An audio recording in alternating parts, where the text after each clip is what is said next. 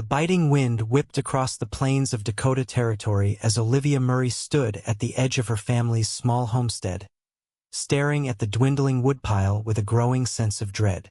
Winter had come early to Bismarck in 1876, and with her father bedridden with fever and her mother tending to him, the responsibility of keeping the home warm fell squarely on her shoulders.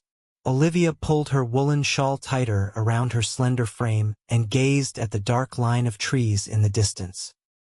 The sun would be setting in a few hours, but there was no choice. They needed firewood or they wouldn't survive the night. At 22, she'd lived in Dakota Territory long enough to respect its dangers, but necessity outweighed caution today. "I'll be back before dark, Ma," she called through the door of their modest cabin. "Don't worry about me," her mother's tired voice replied. "Take the rifle, Olivia, and don't go far." Olivia nodded to herself, retrieving her father's Winchester from above the doorframe. She wasn't the best shot, but the weight of the gun provided some comfort. With an axe in one hand and the rifle slung across her back, she set off toward the forest that bordered their homestead. The journey to the tree line took longer than expected, the snow already knee-deep in some places. By the time Olivia reached the woods, her cheeks were numb from the cold, but she pressed on, knowing that turning back empty-handed wasn't an option. The forest offered some shelter from the wind, at least. Olivia worked methodically, gathering fallen branches and chopping at deadwood. She was so focused on her task that she didn't notice how far she'd wandered into the trees, nor how the light had begun to fade more rapidly than she'd anticipated. It wasn't until she heard the first howl that Olivia realized her mistake. Wolves, and close. Panic surged through her veins as she dropped several branches, clutching her axe tighter. Another howl, this one answered by several more. They were surrounding her. Olivia fumbled for the rifle, her gloved fingers clumsy with cold and fear. The trees that had seemed so welcoming now loomed like prison bars, disorienting her sense of direction.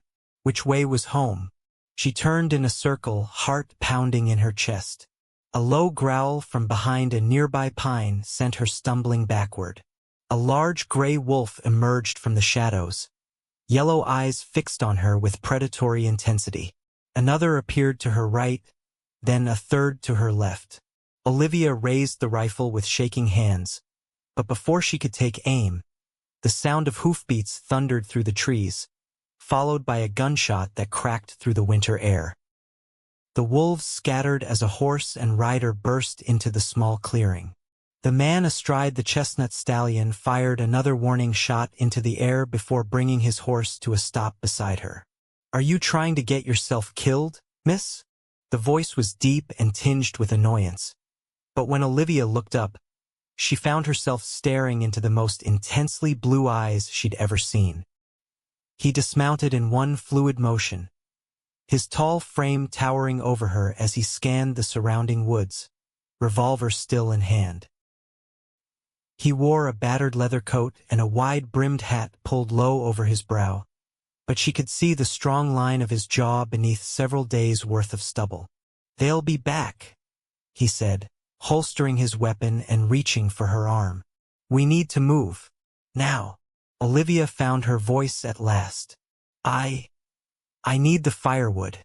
My father's ill and you won't be helping your father by becoming wolf food," he interrupted, gathering the wood she dropped and efficiently securing it to his saddle.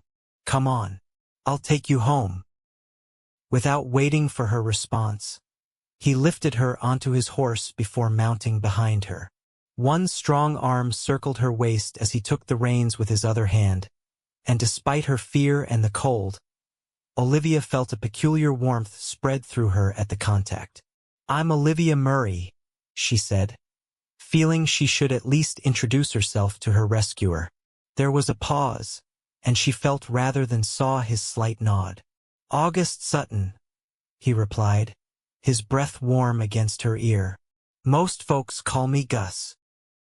As they rode out of the forest, Olivia couldn't help but wonder what a man like August Sutton was doing alone in the woods during a Dakota winter. She didn't know then how completely this chance encounter would change the course of her life. The journey back to her homestead was quicker on horseback. August seemed to instinctively know which direction to take, guiding his horse through the deepening snow with confident ease. "You're not from around Bismarck," Olivia observed, breaking the silence between them. It wasn't a question. "Passing through," he replied, his voice non-committal. "Been working cattle drives up from Texas. Thought I'd winter in Montana Territory, but the weather had other ideas." Olivia nodded. The sudden early winter had caught many travelers by surprise. "Where are you staying?" There was a brief hesitation before he answered. "Nowhere yet. Just made it to town yesterday." Before she could respond, they crested a small rise, and her family's cabin came into view. Smoke rose from the chimney, a welcome sight against the darkening sky. August brought his horse to a stop at a respectful distance from the house. "This is far enough," he said, dismounting and then helping her down. He untied the firewood and handed it to her. "Next time, don't go into those woods alone. The wolves are hungry this year." Olivia took the wood, suddenly reluctant to part ways with this mysterious stranger. "At least come in for some hot coffee," she offered. "It's the least I can do." August glanced at the cabin, then back at the horizon where the sun was nearly gone. For a moment, Olivia thought he would refuse, but he finally nodded. Coffee would be welcome. Olivia's mother, Margaret Murray, looked up in surprise when the door opened to admit not only her daughter but a tall stranger as well. Despite her exhaustion, she rose from her seat by the fire where she'd been tending to Olivia's father. "Ma, this is Mr. August Sutton," Olivia explained quickly. "He saved me from wolves in the forest. I've invited him for coffee." Margaret's eyes widened, but she recovered quickly, her innate hospitality taking over. "Wolves? Olivia, I told you not to go far into the woods." She turned to August, extending her hand. "Thank you for bringing my daughter home safely, Mr. Sutton. Please, sit down." "Madam," August replied, removing his hat as he entered the small cabin. His gaze swept over the humble interior, lingering momentarily on the form of Olivia's father lying on a bed in the corner, before returning to Margaret. "Just doing what anyone would." "Not anyone would ride into a wolf pack," Olivia countered, setting the wood by the fireplace and moving to stoke the flames. "You risked your life." A hint of color touched August's cheeks at her words, and he shrugged off the compliment as he took a seat at the rough-hewn table. As Olivia prepared coffee, she stole glances at their visitor. In the warm glow of the cabin, she could better see his features. He was younger than she'd first thought, perhaps 28 or 29, with a weathered face that spoke of years spent outdoors.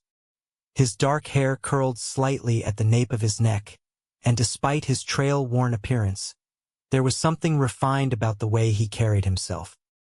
Margaret busied herself with preparing a plate of biscuits and preserved meat. "You must be hungry, Mr. Sutton. Please, eat something while the coffee brews." August looked as if he might refuse, but then nodded gratefully. "Thank you, Mrs. Murray." "Where are you headed, Mr. Sutton?" Margaret asked as she placed the food before him.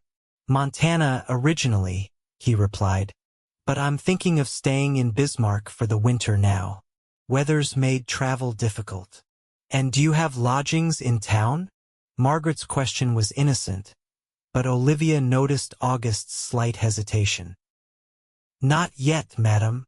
A coughing fit from the corner drew everyone's attention.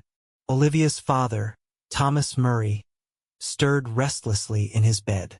Margaret immediately went to his side, helping him take a sip of water. August watched the scene with an unreadable expression. Then, surprising Olivia, he stood and approached the bed. "Fever?" he asked quietly.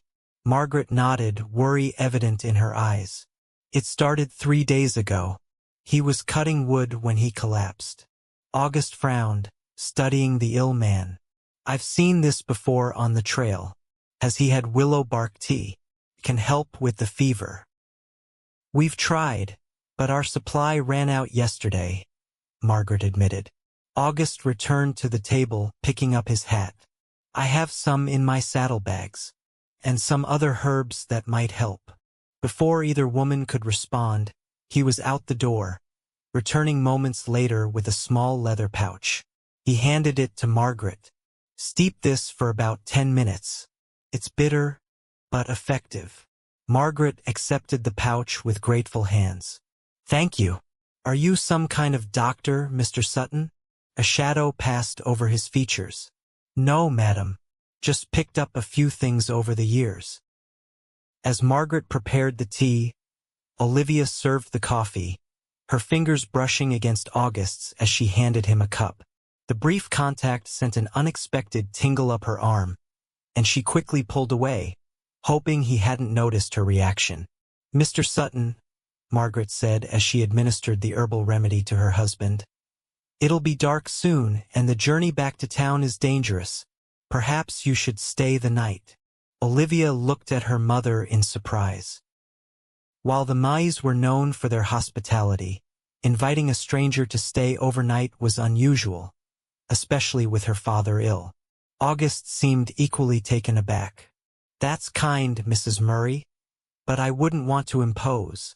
It's no imposition, Margaret insisted. You saved my daughter's life and are helping my husband. The least we can offer is shelter for the night. You can take the loft. After a moment's hesitation, August nodded. Thank you. I'll see to my horse, then. Once he'd gone outside, Olivia turned to her mother. Ma, are you sure about this? Margaret gave her daughter a knowing look. That man saved your life, Olivia. And there's something decent about him, I can tell. Besides, he seems to know something about medicine, and your father needs all the help he can get. Olivia couldn't argue with that logic. And if she was being honest with herself, the thought of August Sutton staying the night didn't displease her at all. When August returned, he brought with him more firewood and had unsaddled his horse, putting the animal in the small lean-to-stable alongside the Murray's own horse and milk cow. The evening passed quietly. After a simple meal of stew and biscuits, August helped Olivia with the evening chores while Margaret tended to her husband. The cowboy moved with efficient grace, splitting more wood and securing the livestock for the night as if he'd been doing these tasks on their homestead for years. Later, as Olivia prepared the loft for him, she found herself wondering about the man's past. There was something in his manner that spoke of education and breeding that seemed at odds with his life as a cowhand. You've been very kind, August said from the bottom of the ladder, startling her from her thoughts. Olivia smiled down at him. It's nothing compared to what you did for me today. He shook his head. I just happened to be in the right place at the right time. And why were you in those woods, Mr. Sutton? The question had been on her mind since he'd found her. A flicker of something wariness perhaps passed through his eyes. Hunting, he said after a beat. Needed meat for the winter. Olivia nodded, though she suspected there was more to the story. Well, I'm grateful, regardless of why you were there. Their eyes met and held for a moment longer than was proper, and Olivia felt heat rise to her cheeks. She quickly descended the ladder, brushing past him with a murmured good night. As she settled into her small bed in the corner opposite her parents, Olivia listened to the quiet sounds of August climbing into the loft. Her mind was full of the day's events and the mysterious cowboy who had saved her life. Something told her that August Sutton was a man with secrets, but as she drifted off to sleep, she couldn't help but feel that his arrival at their homestead was somehow fated. The first weak light of dawn was filtering through the cabin's small windows when Olivia awoke. She lay still for a moment, listening to the familiar sounds of the homestead. The soft crackling of the banked fire, her mother's quiet movements as she began preparing breakfast, and the low murmur of voices. Plural. Olivia sat up, surprised to see August already awake and seated at her father's bedside. Even more surprising was the sight of her father, propped up against his pillows, alert and engaged in conversation with the cowboy. "Pa!" Olivia exclaimed, hurrying to the bedside. "You're better." Thomas Murray smiled weakly at his daughter. "That tea Mr. Sutton provided worked wonders. Fever broke sometime in the night." Olivia turned grateful eyes to August. "Thank you." He shrugged, looking almost embarrassed by her gratitude. "Like I said, I've seen that fever before. The herbs usually help." Margaret approached, carrying a steaming bowl of porridge. "Mr. Sutton was just telling us about his travels. He's quite well traveled for a young man." "Just August, please, madam," he said, rising from his seat to allow Margaret access to her husband. "And I've been on the move since I was 17. 12 years on the trail," Thomas commented. "That's a long time to be rootless." Something in August's expression closed off at the words. "Some men aren't meant to put down roots, Mr. Murray." An awkward silence fell, broken only when Margaret tactfully changed the subject. "Breakfast is ready. Olivia, would you help me serve?" As they ate, the conversation turned to more practical matters. The early winter meant challenges for the small homestead, especially with Thomas still recovering his strength. "The north pasture fence needs mending before the next storm," Thomas fretted. "And we've got half the woodpile we need for a winter this harsh." "I can help with that," August offered, surprising everyone, including, it seemed, himself. "I mean, until you're back on your feet, sir." Thomas studied the younger man thoughtfully. "That's generous, but we can't pay much." "Room and board would be compensation enough," August replied. "I need a place to wait out the worst of the winter anyway, and a hotel in town would eat through my savings quick enough." Olivia felt her heart quicken at the prospect of August staying on. She told herself it was merely relief at the thought of having help around the homestead, but she couldn't deny the flutter of excitement at the idea of getting to know him better. After some discussion, it was agreed. August would stay on through the winter, helping with the homestead in exchange for lodging and meals. Thomas, practical as always, suggested they draw up a simple contract, which August readily agreed to. "I'll ride into town today," August said as they finished breakfast. "Need to collect my things from the livery and let folks know where I'll be staying." "I'll come with you," Olivia offered quickly. "We need supplies, and Pa's wagon is too much for Ma to handle alone." Her parents exchanged a look that Olivia pretended not to notice. A young woman riding into town alone with a man she just met wasn't exactly proper, but practicality won out over propriety. "That would be helpful," Margaret acknowledged.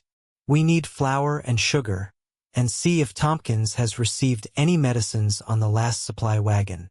The ride into Bismarck was companionable, with August driving the wagon and Olivia seated beside him. The previous day's snow had hardened overnight, making travel slow but manageable. "Have you always lived in Dakota Territory?" August asked as they crested a hill that offered a view of Bismarck in the distance.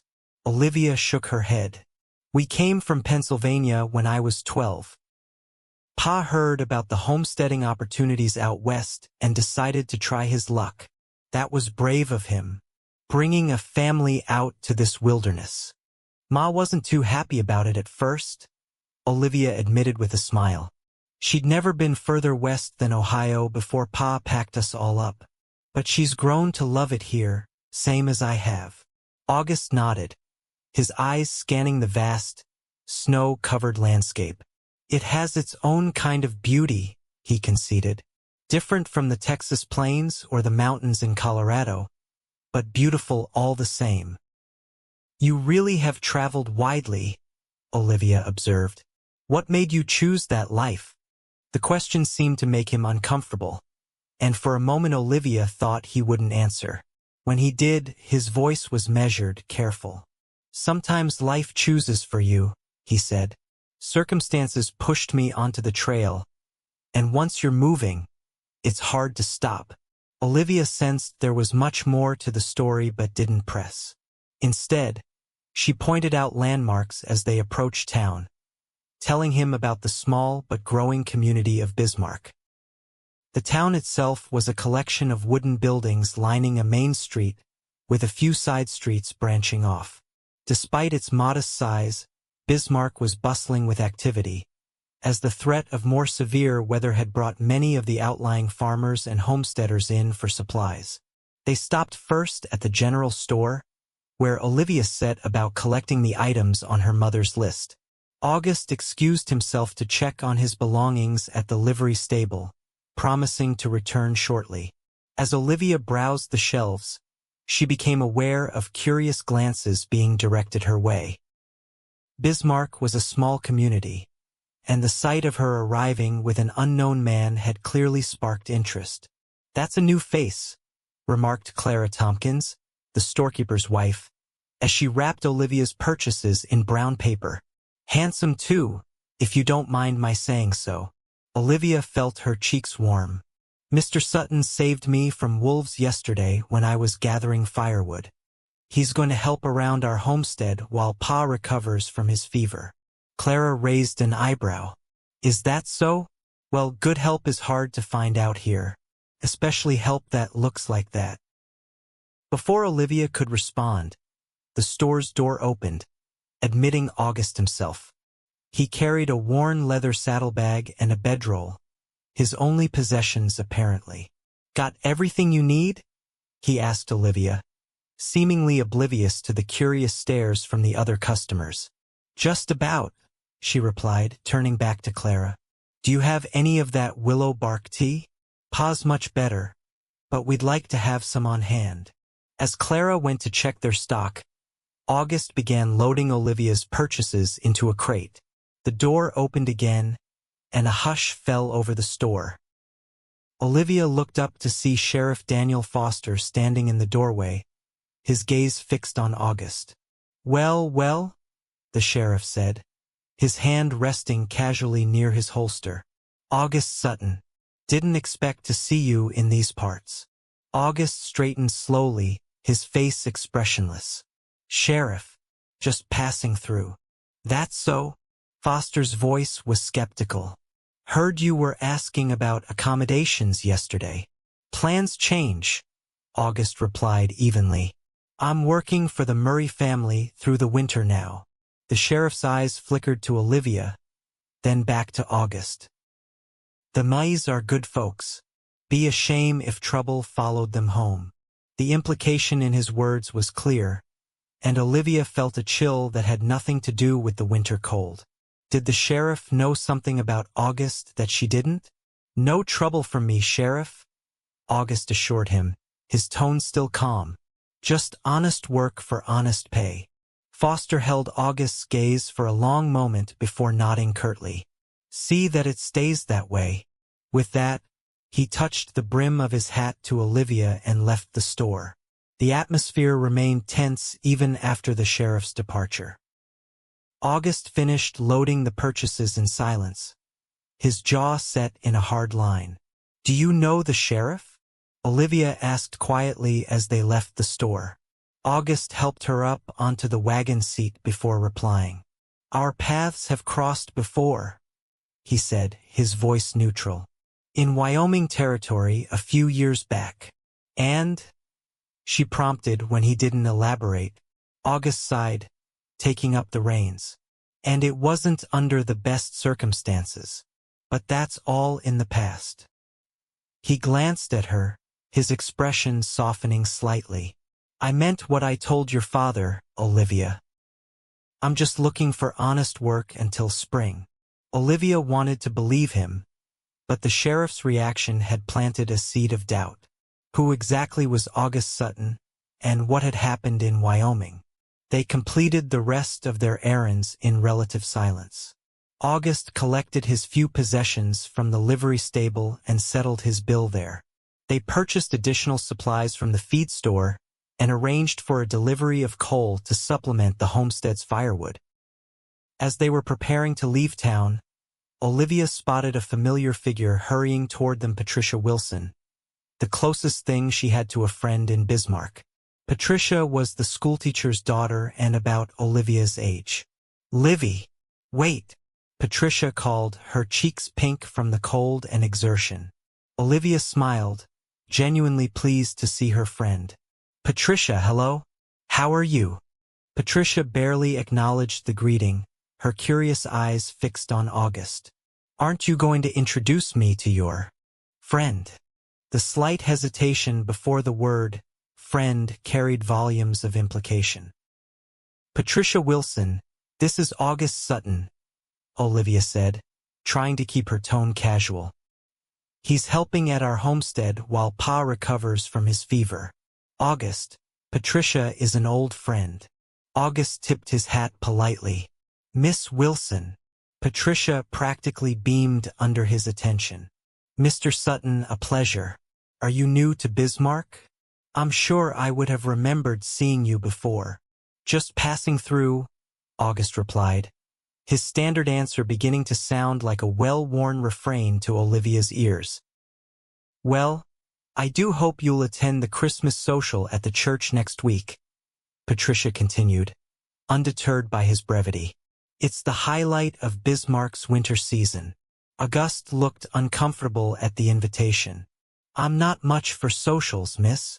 "Oh, but you must come," Patricia insisted.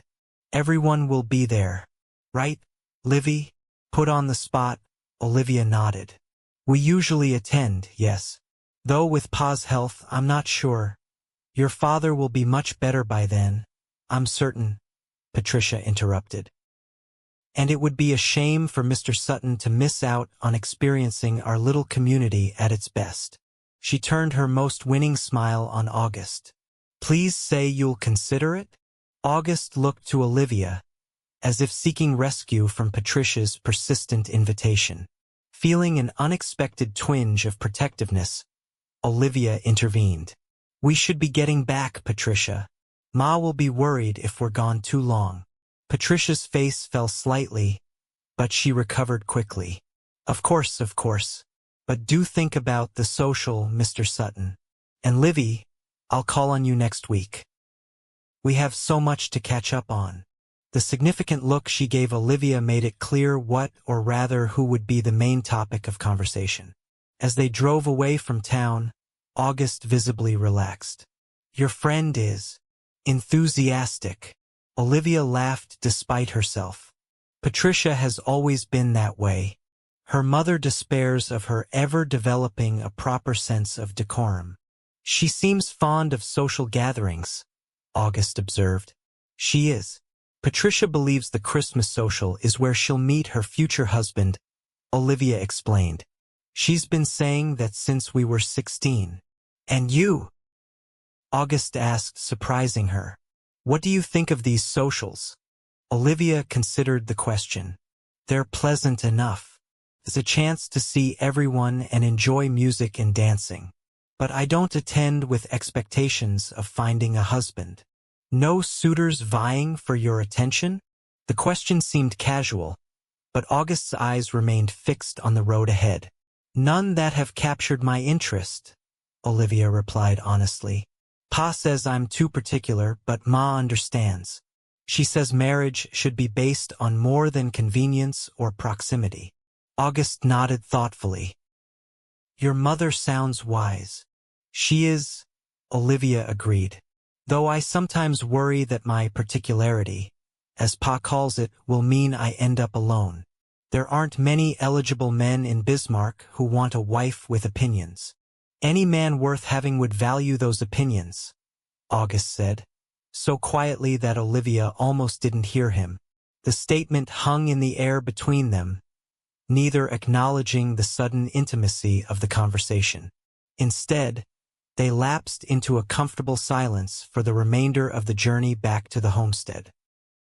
Upon their return, they found Thomas Murray sitting up in a chair by the fire, his color much improved from the morning.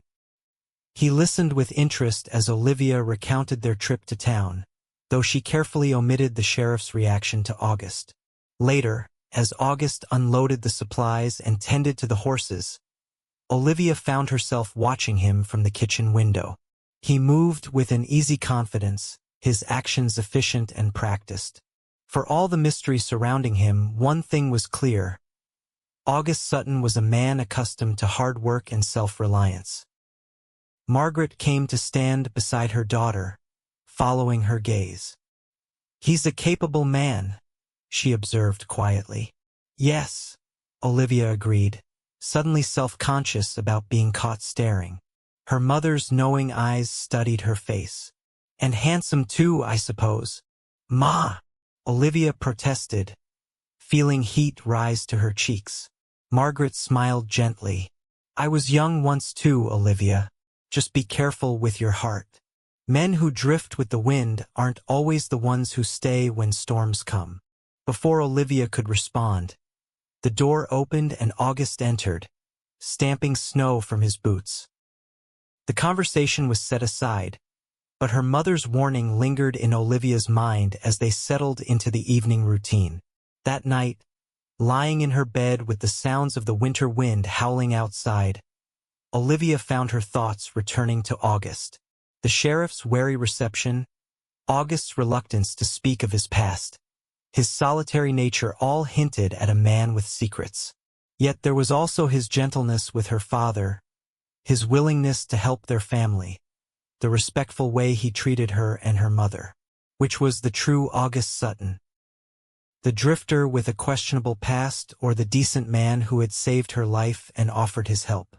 As sleep finally claimed her, Olivia's last conscious thought was that she was determined to find out. The next week passed in a blur of activity. True to his word, August proved to be an invaluable help around the homestead. He mended the north pasture fence, chopped enough firewood to last through January, and even repaired the leaking roof on the small barn, a task Thomas had been putting off for months.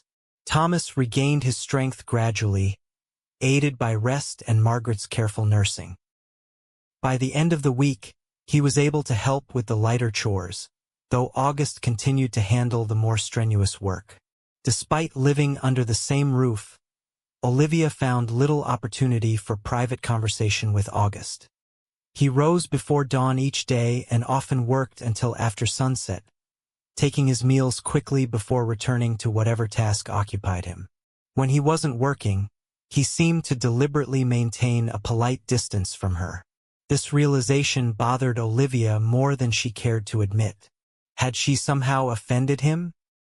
Or was he simply being proper, aware of the potential for gossip in a situation where an unmarried man and woman shared close quarters?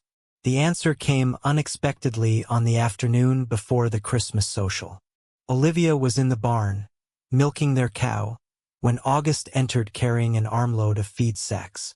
"Oh," he said, stopping short at the sight of her. "I didn't realize you were in here." "Just finishing the milking," Olivia replied, trying to sound casual despite the sudden flutter in her stomach. This was the first time they'd been alone since their trip to town. August nodded, setting down the feed sacks and turning to leave. "Wait," Olivia called impulsively. "You don't have to go." He paused, his back to her, then slowly turned. "I should get back to fixing that wagon wheel. It can wait a few minutes, can't it?" Olivia patted the hay bale beside her. "Sit, please." After a moment's hesitation, August complied, though he maintained a careful distance between them. "You've been avoiding me," Olivia stated directly, continuing with the milking to give him space to respond. "Not avoiding," August corrected, his voice low. "Just being mindful of propriety." Olivia couldn't help but smile at that. Propriety? Out here on the frontier. "Especially out here," August replied seriously. "A woman's reputation is one of the few things she truly owns, Olivia. I won't be the cause of yours being questioned." The sentiment was so unexpected and, in its way, touching, that Olivia felt a warm glow spread through her. "That's considerate of you," she acknowledged. "But we can still talk, Can't we? I hardly know anything about you. August's expression grew guarded. What would you like to know? Where are you from, originally? It seemed like a safe place to start. Virginia, he answered after a slight pause. A small town near Richmond. And your family? Are they still there? A shadow passed over his face. No. My parents died when I was 16. Influenza. I'm sorry, Olivia said softly, genuinely moved by the pain evident in his voice. That must have been very difficult. August nodded, his gaze distant. It was. My father was a doctor, well respected in the community. My mother taught at the local school. They had plans for me university, a profession. All that ended with them. So you left Virginia? Eventually. Stayed for about a year, trying to keep my father's practice running with his former assistant. But I wasn't cut out for it. Too restless, I suppose. When the war ended and people started moving west in earnest, I joined them. Olivia finished milking and set aside the pail, turning to face him fully. Is that when you became a cowboy? A small smile touched his lips. Not right away. I tried my hand at prospecting first in Colorado. Failed miserably. Then freight hauling, clerking in a general store, even dealt cards for a while in Cheyenne. And then I met a trail boss from Texas who needed extra hands for a cattle drive to Wyoming. Discovered I had a knack for handling cattle and horses. Been doing it ever since. It was the most August had ever said about himself, and Olivia found herself wanting to know more. And in Wyoming, that's where you met Sheriff Foster. August's openness immediately vanished. That's not a story worth telling, he said, standing abruptly. I should get back to that wagon wheel. Olivia stood as well, frustrated by his sudden withdrawal. August, whatever happened, leave it alone, Olivia, he interrupted, his voice firm but not unkind. Some things are better left in the past. Before she could press further, the barn door opened, admitting Thomas Murray. There you are, he said, looking between them with mild curiosity. Your mother's asking for you, Olivia. Something about preparing for tomorrow's social. Olivia nodded, gathering the milk pail. As she passed August, she paused briefly. This conversation isn't finished, she murmured, low enough that her father couldn't hear. The look August gave her was a mixture of exasperation and something warmer that made her heart skip a beat. Stubborn woman, he muttered, but there was no real annoyance in his tone. The next morning dawned clear and cold, perfect weather for the Christmas social.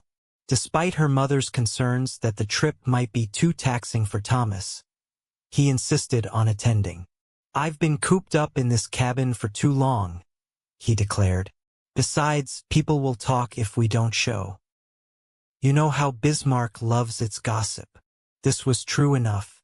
Their absence would likely spark rumors about Thomas's health that could affect their standing in the community. In the harsh reality of frontier life, a family believed to be struggling might find neighbors reluctant to extend credit or trade with them, fearing they wouldn't be able to reciprocate. Will you join us, August?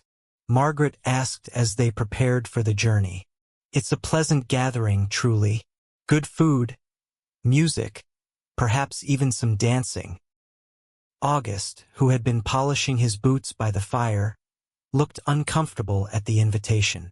I appreciate the offer, Mrs. Murray, but I should stay and tend to things here. Nonsense, Thomas declared. The animals are fed, the place is secure. One afternoon away won't hurt anything. Olivia, who had been secretly hoping August would attend, added her encouragement. Patricia will be bitterly disappointed if you don't appear, she teased. She's probably told everyone about the handsome cowboy staying at the Murray homestead. A flush crept up August's neck at her words, and he shot her a look that was half irritation, half amusement. All the more reason to stay behind, he muttered. But in the end, He relented, perhaps realizing that refusing would seem ungrateful. He disappeared into the loft and returned wearing a clean shirt and his least worn pair of trousers.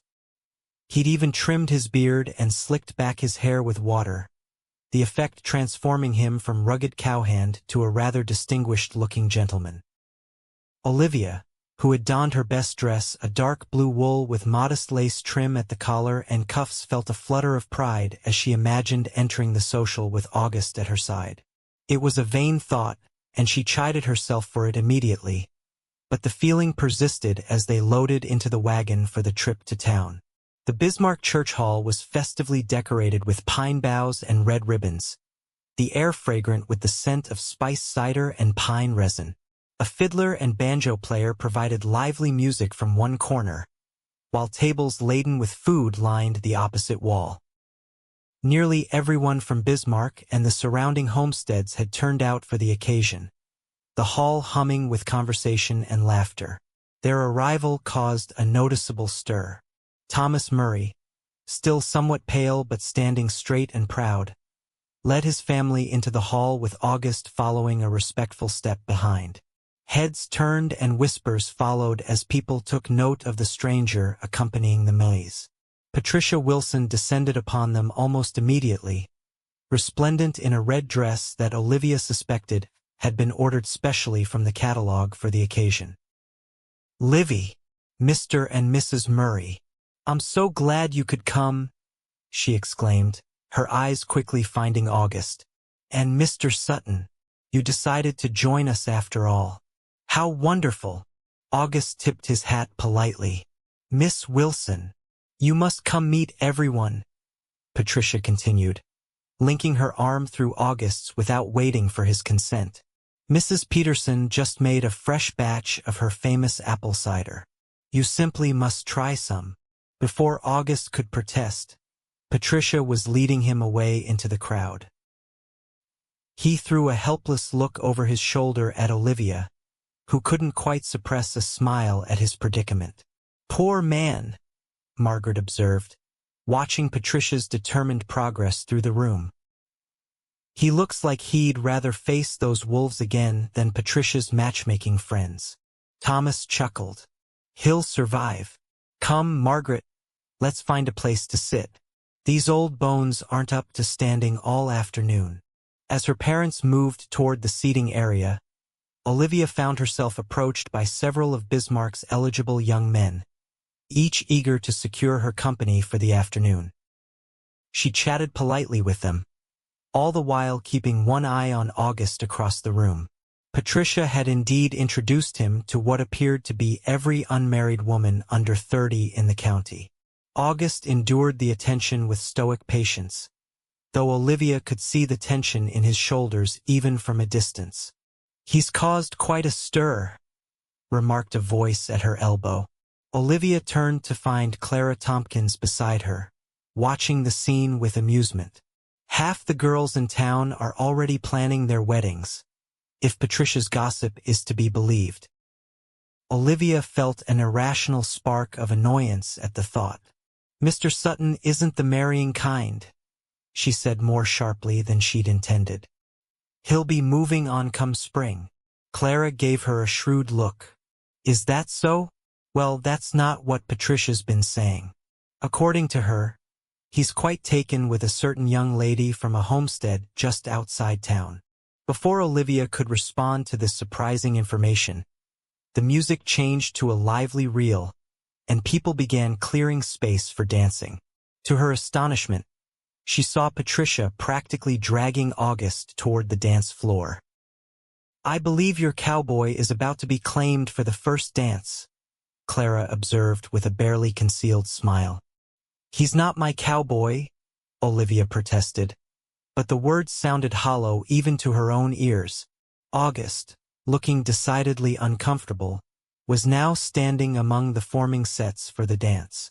Patricia beamed up at him, clearly delighted to have secured him as a partner. The fiddler struck up the tune in earnest, and the dance began. To Olivia's surprise, August moved through the steps with unexpected grace. For a man who claimed to avoid social gatherings, he seemed remarkably adept at dancing. Patricia was visibly thrilled. Her face flushed with pleasure as they circled and stepped in time to the music. Olivia found herself watching them with a mixture of emotions she couldn't quite name. There was admiration for August's hidden talents, amusement at his obvious discomfort despite his skill, and something else, something that felt uncomfortably like jealousy. The realization startled her. Was she jealous of Patricia dancing with August? The very idea was absurd. August was their hired help, a drifter who would likely be gone with the spring thaw. Developing any sort of attachment to him would be foolish in the extreme. And yet, as the dance ended and she saw Patricia place a familiar hand on August's arm, leaning close to say something that made him smile reluctantly, Olivia couldn't deny the sharp pang in her chest. "Olivia Murray, would you honor me with the next dance?" The question drew her attention away from August and Patricia.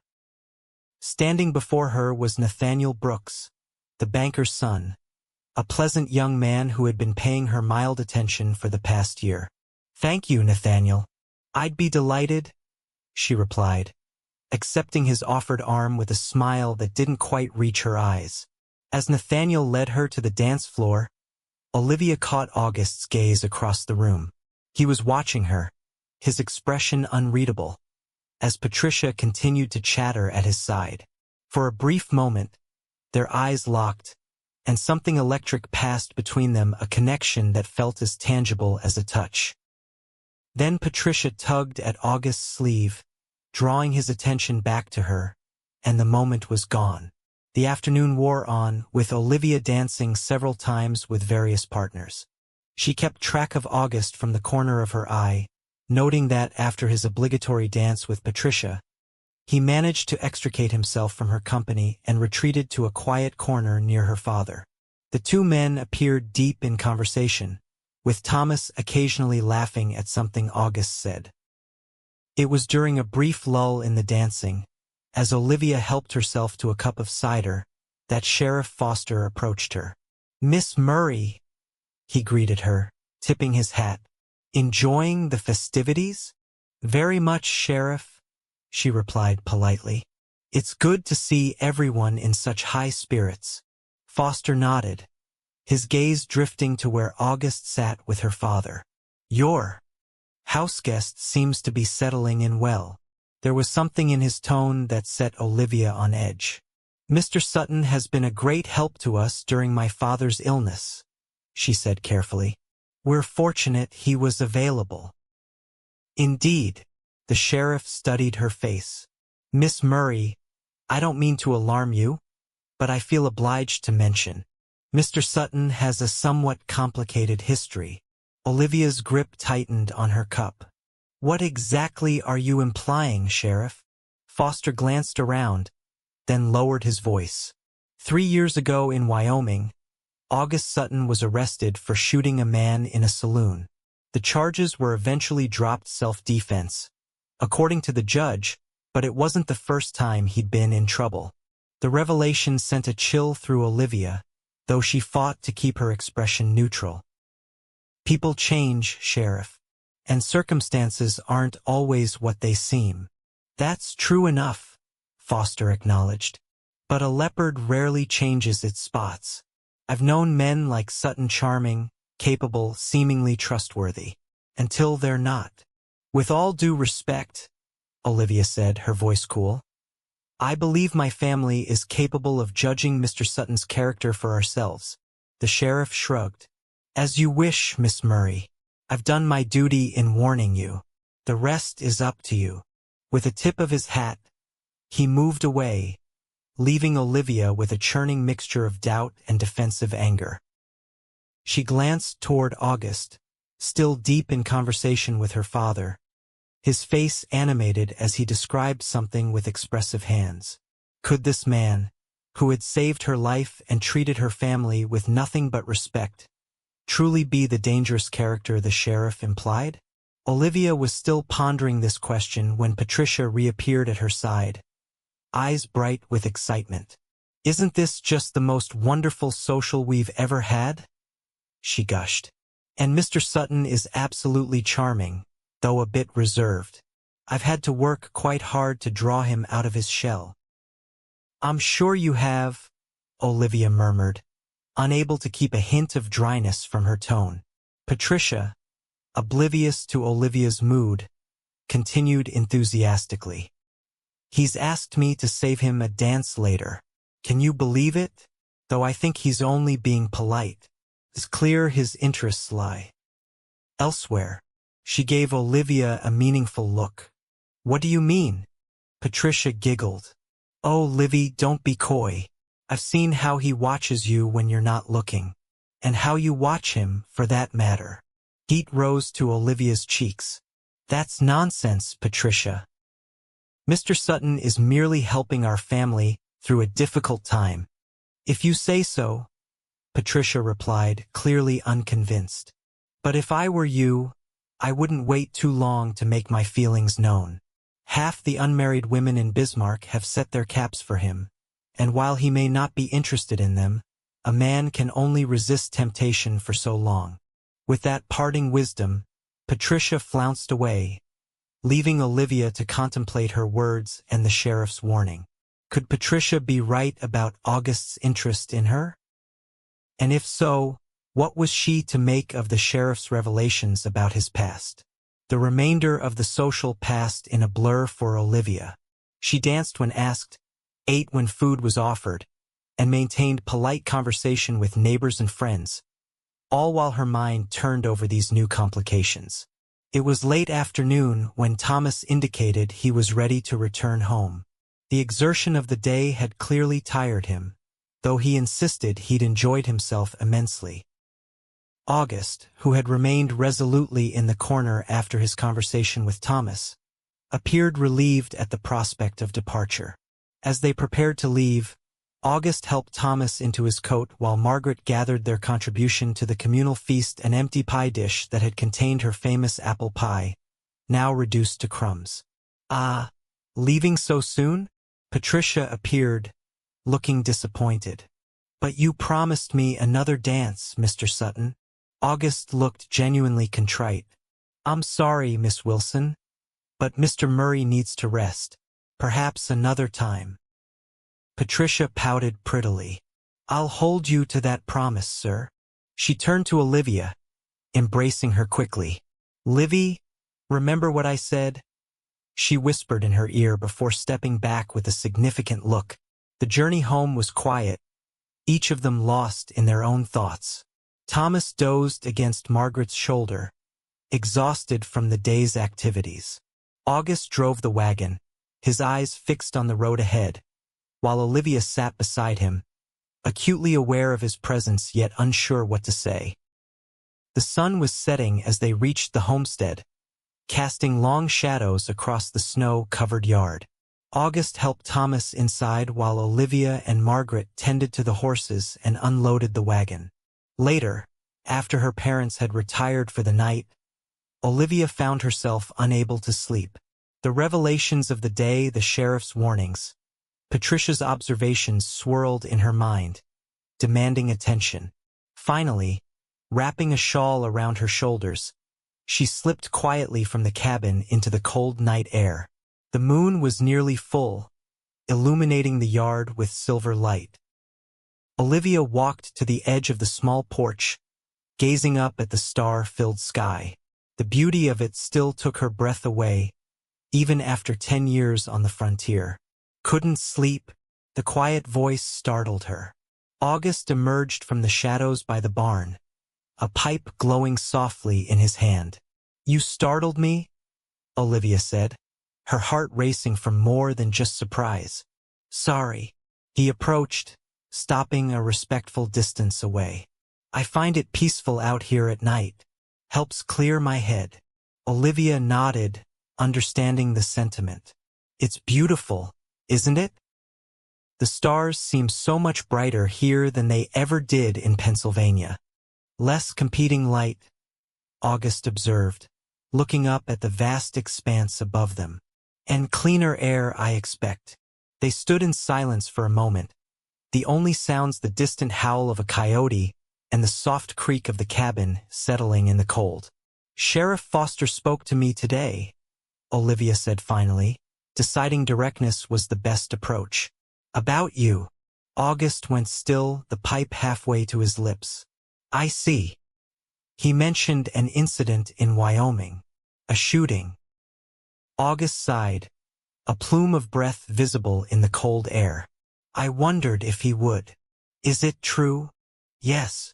His voice was quiet but steady. "I shot a man in a saloon in Laramie. He didn't die, though it was close."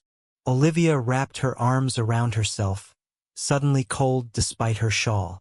"Why?" August was silent for so long that Olivia thought he might not answer.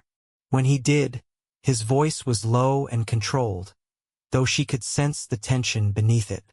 "I was working as a trail hand for the Box T Ranch. We'd just delivered a herd to the railhead and were celebrating in town before heading back. There was a professional gambler at the saloon, a man named James Blackwell, who'd been cheating cowboys out of their wages for weeks." He paused, taking a draw from his pipe. "That night, he targeted one of our younger hands, a boy of 18 on his first drive. Cleaned him out of 3 months' wages. The boy was devastated. He'd been planning to use that money to bring his mother out from Missouri." August's expression hardened at the memory. "I confronted Blackwell about the cheating. He denied it, of course, but I'd been watching him. I knew what he'd done. Words were exchanged. And then he went for his gun. So it was self-defense," Olivia said, relief evident in her voice. "That's what the judge ruled," August agreed. "But Foster was the deputy in Laramie then. He never believed it. Thought I provoked the fight deliberately." "Did you?" August met her gaze directly. "I confronted a man I knew to be dishonest. I didn't draw first, but I won't pretend I was innocent in the matter. My temper was quicker in those days." His honesty was disarming. Olivia found herself believing him, despite the sheriff's warnings. "And the other troubles Foster mentioned?" A fleeting smile crossed August's face. "Bar fights, mostly. Nothing serious. I was young and foolish, with more pride than sense. And now I've learned that pride is a luxury a drifter can't afford. I keep to myself, do my work, and move on when it's time." He studied her face in the moonlight. "Does knowing this change your opinion of me, Olivia?" The question was asked casually, but Olivia sensed its importance to him. "I believe in judging people by their actions, not their past," she said slowly. "The man who saved me from wolves, who has helped my family without complaint, who treats my parents with respect, that's the August Sutton I know." Relief flickered across his features, quickly masked. "Thank you for that." They fell silent again, the night air growing colder around them. August finished his pipe, tapping out the ashes carefully in the snow. "We should go in," he said finally. "It's getting colder, and you're shivering." Olivia nodded, though she was reluctant to end this rare moment of openness between them. As they turned toward the cabin, she impulsively touched his arm. "August," she said softly, "thank you for telling me the truth." He looked down at her hand on his arm, then up to her face. Something shifted in his expression, a softening around the eyes that made her breath catch. "Good night, Olivia," he said quietly, and she could have sworn his voice held a new warmth that hadn't been there before. The weeks following the Christmas social settled into a comfortable routine at the Murray homestead. January brought harsh weather blizzards that sometimes confined them to the cabin for days at a time, followed by bitter cold that froze everything solid. Yet despite these challenges, or perhaps because of them, a sense of camaraderie developed among the 4 inhabitants of the small cabin. Thomas regained his strength gradually, able to take on more of the daily chores as January progressed. August continued to handle the heavier work, venturing out even in the worst weather to ensure the livestock were fed and watered. Margaret kept the household running smoothly, while Olivia divided her time between helping her mother and assisting with the outdoor tasks when weather permitted. During the long evenings, when darkness fell early and the wind howled around the cabin, they gathered by the fire for what had become a cherished ritual. Thomas would read aloud from one of the few books they owned. Dickens was a particular favorite, while Margaret mended clothing and August whittled intricate figures from scraps of wood. Olivia, watching August's strong hands shape a piece of pine into a delicate bird, marveled at the contradictions of the man. Those same hands that could break a wild horse or split a log could create something of such beauty and fragility. The change in their relationship since the night of their moonlit conversation was subtle but unmistakable. August no longer maintained such a careful distance from her, and their interactions had taken on a new ease. They talked more freely now about books they had read, places he had seen, her dreams for the homestead's future. Yet even as this new understanding grew between them, Olivia was acutely aware of the temporary nature of their arrangement. Spring would come eventually, and with it, August's departure. This knowledge cast a shadow over their developing friendship, one that neither acknowledged openly. February arrived with a brief thaw that turned the snow to treacherous slush before freezing again, coating everything in ice. It was during this weather that disaster struck the Murray homestead. Thomas had gone to check the condition of the creek that supplied their water, concerned that the ice might have damaged the small footbridge they had constructed. The ice-covered ground betrayed him. He slipped and fell heavily, his leg twisting beneath him with a sickening crack. His shouts brought August running from the barn. Finding Thomas unable to stand, he carried the older man back to the cabin, his face grim. "It's broken," Margaret pronounced after examining her husband's leg, which was already swelling alarmingly. "He needs a doctor." "The nearest doctor is in Bismarck," Olivia said, her stomach knotting with worry. "That's over an hour's ride in good weather, and with the roads iced over." "I'll go," August said decisively. "Mrs. Murray, do what you can to set and splint the leg. I'll bring back the doctor as soon as possible." Margaret nodded, her face pale but determined. "Be careful, August. The road will be treacherous." August was already pulling on his heavy coat. "I've ridden in worse," he assured her, though Olivia caught the flicker of concern in his eyes as he glanced toward the window, where sleet had begun to pelt against the glass. "Let me come with you," Olivia said impulsively. "Two can travel faster than one, and if there's trouble—" "No," August interrupted firmly. "Your parents need you here. I'll be fine." Before she could argue further, he was gone, the door closing behind him with a decisive thud. Through the window, Olivia watched as he saddled his horse with efficient speed, then mounted and rode out, leaning into the biting wind. The hours of waiting that followed were among the longest of Olivia's life. She helped her mother set Thomas's leg as best they could, using techniques Margaret had learned from her own mother. Thomas bore the pain stoically, though sweat beaded on his forehead and his face was gray with shock. "He'll bring help," Margaret reassured her husband, bathing his face with a cool cloth. "August won't let us down." "I know," Thomas replied weakly. "That young man has a steel core beneath his quiet manner." Olivia, moving between the window and her father's bedside, felt her anxiety grow as darkness fell with no sign of August or the doctor. The sleet had turned to snow again, reducing visibility to almost nothing. "They might have to wait until morning," Margaret suggested, though her worried eyes belied her calm tone. No sense in risking the journey back in this weather. But Olivia knew August would return if it was humanly possible. His sense of responsibility wouldn't allow him to leave them wondering, not when Thomas's condition could worsen without proper medical attention. It was well past midnight when she heard the distant sound of hoofbeats, barely audible above the howling wind.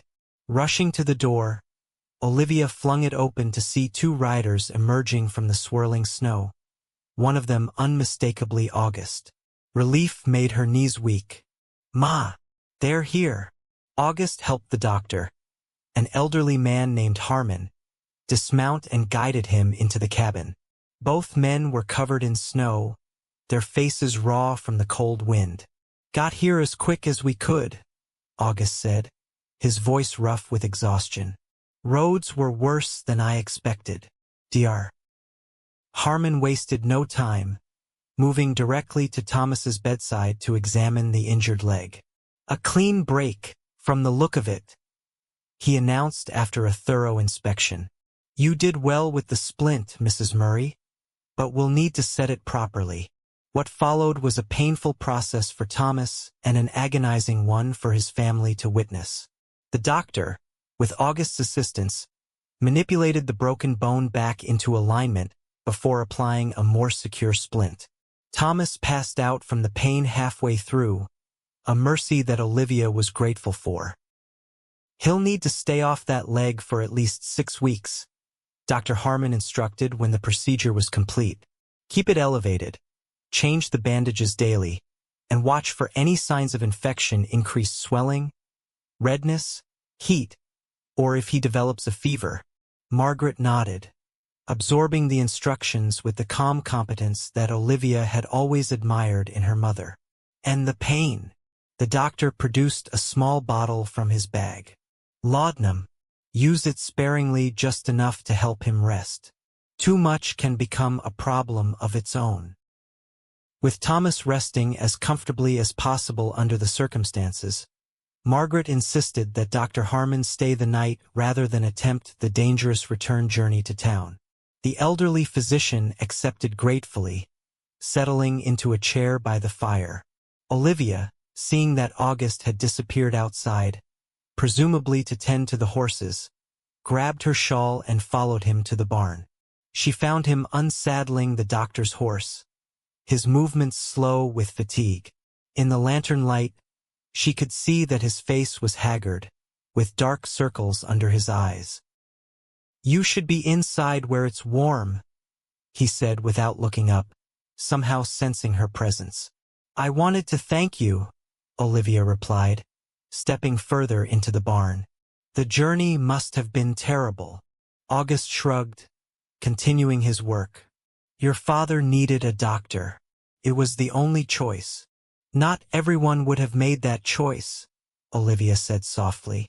"Most men would have waited for the weather to clear." He glanced at her then, his expression unreadable. "I'm not most men." "No," she agreed. "You're not." Something in her tone made him pause. He turned to face her fully, the lantern light casting half his face in shadow. "Olivia." She moved closer, drawn by something in his voice. "Yes." For a moment, she thought he might say something significant, something that would acknowledge the growing connection between them. Instead, he seemed to catch himself, shaking his head slightly. "You should go back inside. Your mother needs your help with your father." Disappointed but understanding the truth in his words, Olivia nodded. "You'll come in soon? You need rest too." "As soon as I finish here," he promised. Reluctantly, she returned to the cabin, where she found Dr. Harmon dozing by the fire and her mother sitting vigilantly at Thomas's side. Olivia took over the watch, insisting that Margaret get some rest. "August?" her mother asked quietly. "Still in the barn. He'll be in soon." Margaret studied her daughter's face in the dim light. "He's a good man, Olivia. Better than even he believes himself to be." "I know," Olivia replied simply. Her mother squeezed her hand gently. "Just remember what I said about men who drift with the wind." With those words of caution, Margaret retired to her bed, leaving Olivia alone with her thoughts and the sleeping forms of her father and Dr. Harmon. August came in some time later, moving quietly so as not to disturb the others. He nodded to Olivia before climbing the ladder to the loft, his exhaustion evident in every movement. Watching him disappear into the darkness above, Olivia wondered if her mother was right to warn her. Was she foolish to be developing feelings for a man who had made no secret of his intention to move on when spring came? Yet she couldn't help but remember his face when he'd returned with the doctor, the determination that had driven him through a blizzard to bring help for her father. That wasn't the action of a man who cared nothing for others, who drifted without forming attachments. Perhaps, Olivia thought as she settled in for her vigil, August Sutton was more capable of putting down roots than even he realized. The weeks following Thomas's injury brought new challenges to the Murray homestead. With Thomas confined to bed and the demands of winter at their peak, the burden of maintaining the farm fell heavily on August's shoulders. From dawn till dusk, he worked tirelessly, caring for the livestock, repairing equipment damaged by ice and snow, and keeping paths cleared between the cabin and outbuildings. Olivia did what she could to help, taking on tasks that would normally have been her father's responsibility. She learned to repair harnesses under August's patient instruction, mastered the art of splitting kindling without injuring herself, and even assisted with the birth of a calf during a particularly brutal February storm. It was during these shared labors that the relationship between them deepened. Working side by side against the elements created a partnership that transcended their initial roles as employer and hired hand. August began to seek her opinion on farm matters, respecting her knowledge of the homestead and its peculiarities. In turn, Olivia came to admire his resourcefulness and unwavering determination. By mid-February, Thomas was able to move around the cabin on crutches that August had fashioned from sturdy branches. Though still unable to venture outside or perform any physical labor, he could at least offer advice and direction from his seat by the window, where he spent hours watching the activities in the yard. "That young man's worth his weight in gold," Thomas remarked to Olivia one afternoon as they watched August mend a section of fence that had been damaged by a fallen tree. "Don't know what we would have done without him these past months." "He's been a blessing," Olivia agreed, careful to keep her tone neutral despite the warmth that spread through her at her father's acknowledgement of August's value. Thomas glanced at his daughter, a knowing look in his eyes. "He's more than just a good worker to you, isn't he?" Olivia felt heat rise to her cheeks. "I don't know what you mean, Pa." "Yes, you do," Thomas contradicted gently. "I may be laid up, but I'm not blind. I see how you look at him, and how he looks at you when he thinks no one's watching." Surprised by her father's observation, Olivia turned to face him directly. "How does he look at me?" Thomas smiled. "Like a man who's found something he never expected to find and isn't quite sure what to do about it." The description was so apt that Olivia couldn't help but laugh softly. "That sounds like August."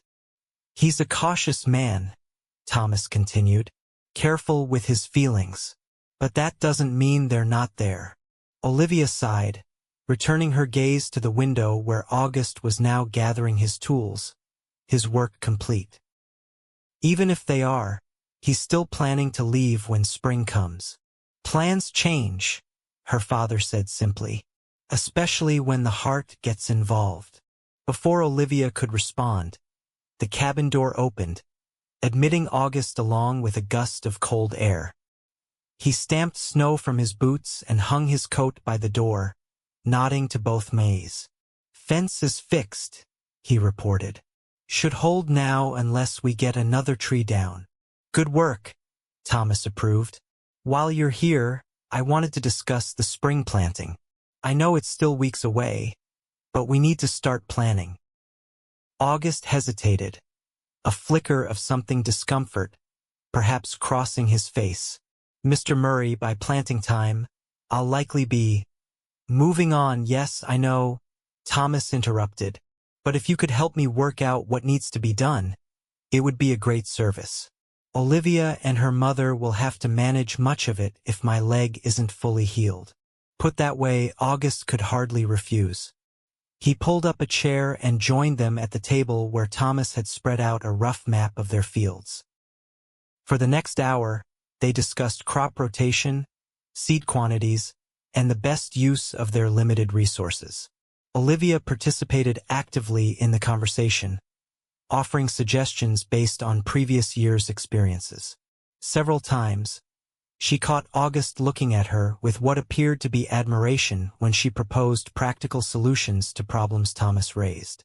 As the discussion concluded, Thomas leaned back in his chair with a satisfied nod. "Well, I think we have a solid plan. Olivia, would you fetch the ledger from the shelf? I want to note down these seed quantities before I forget."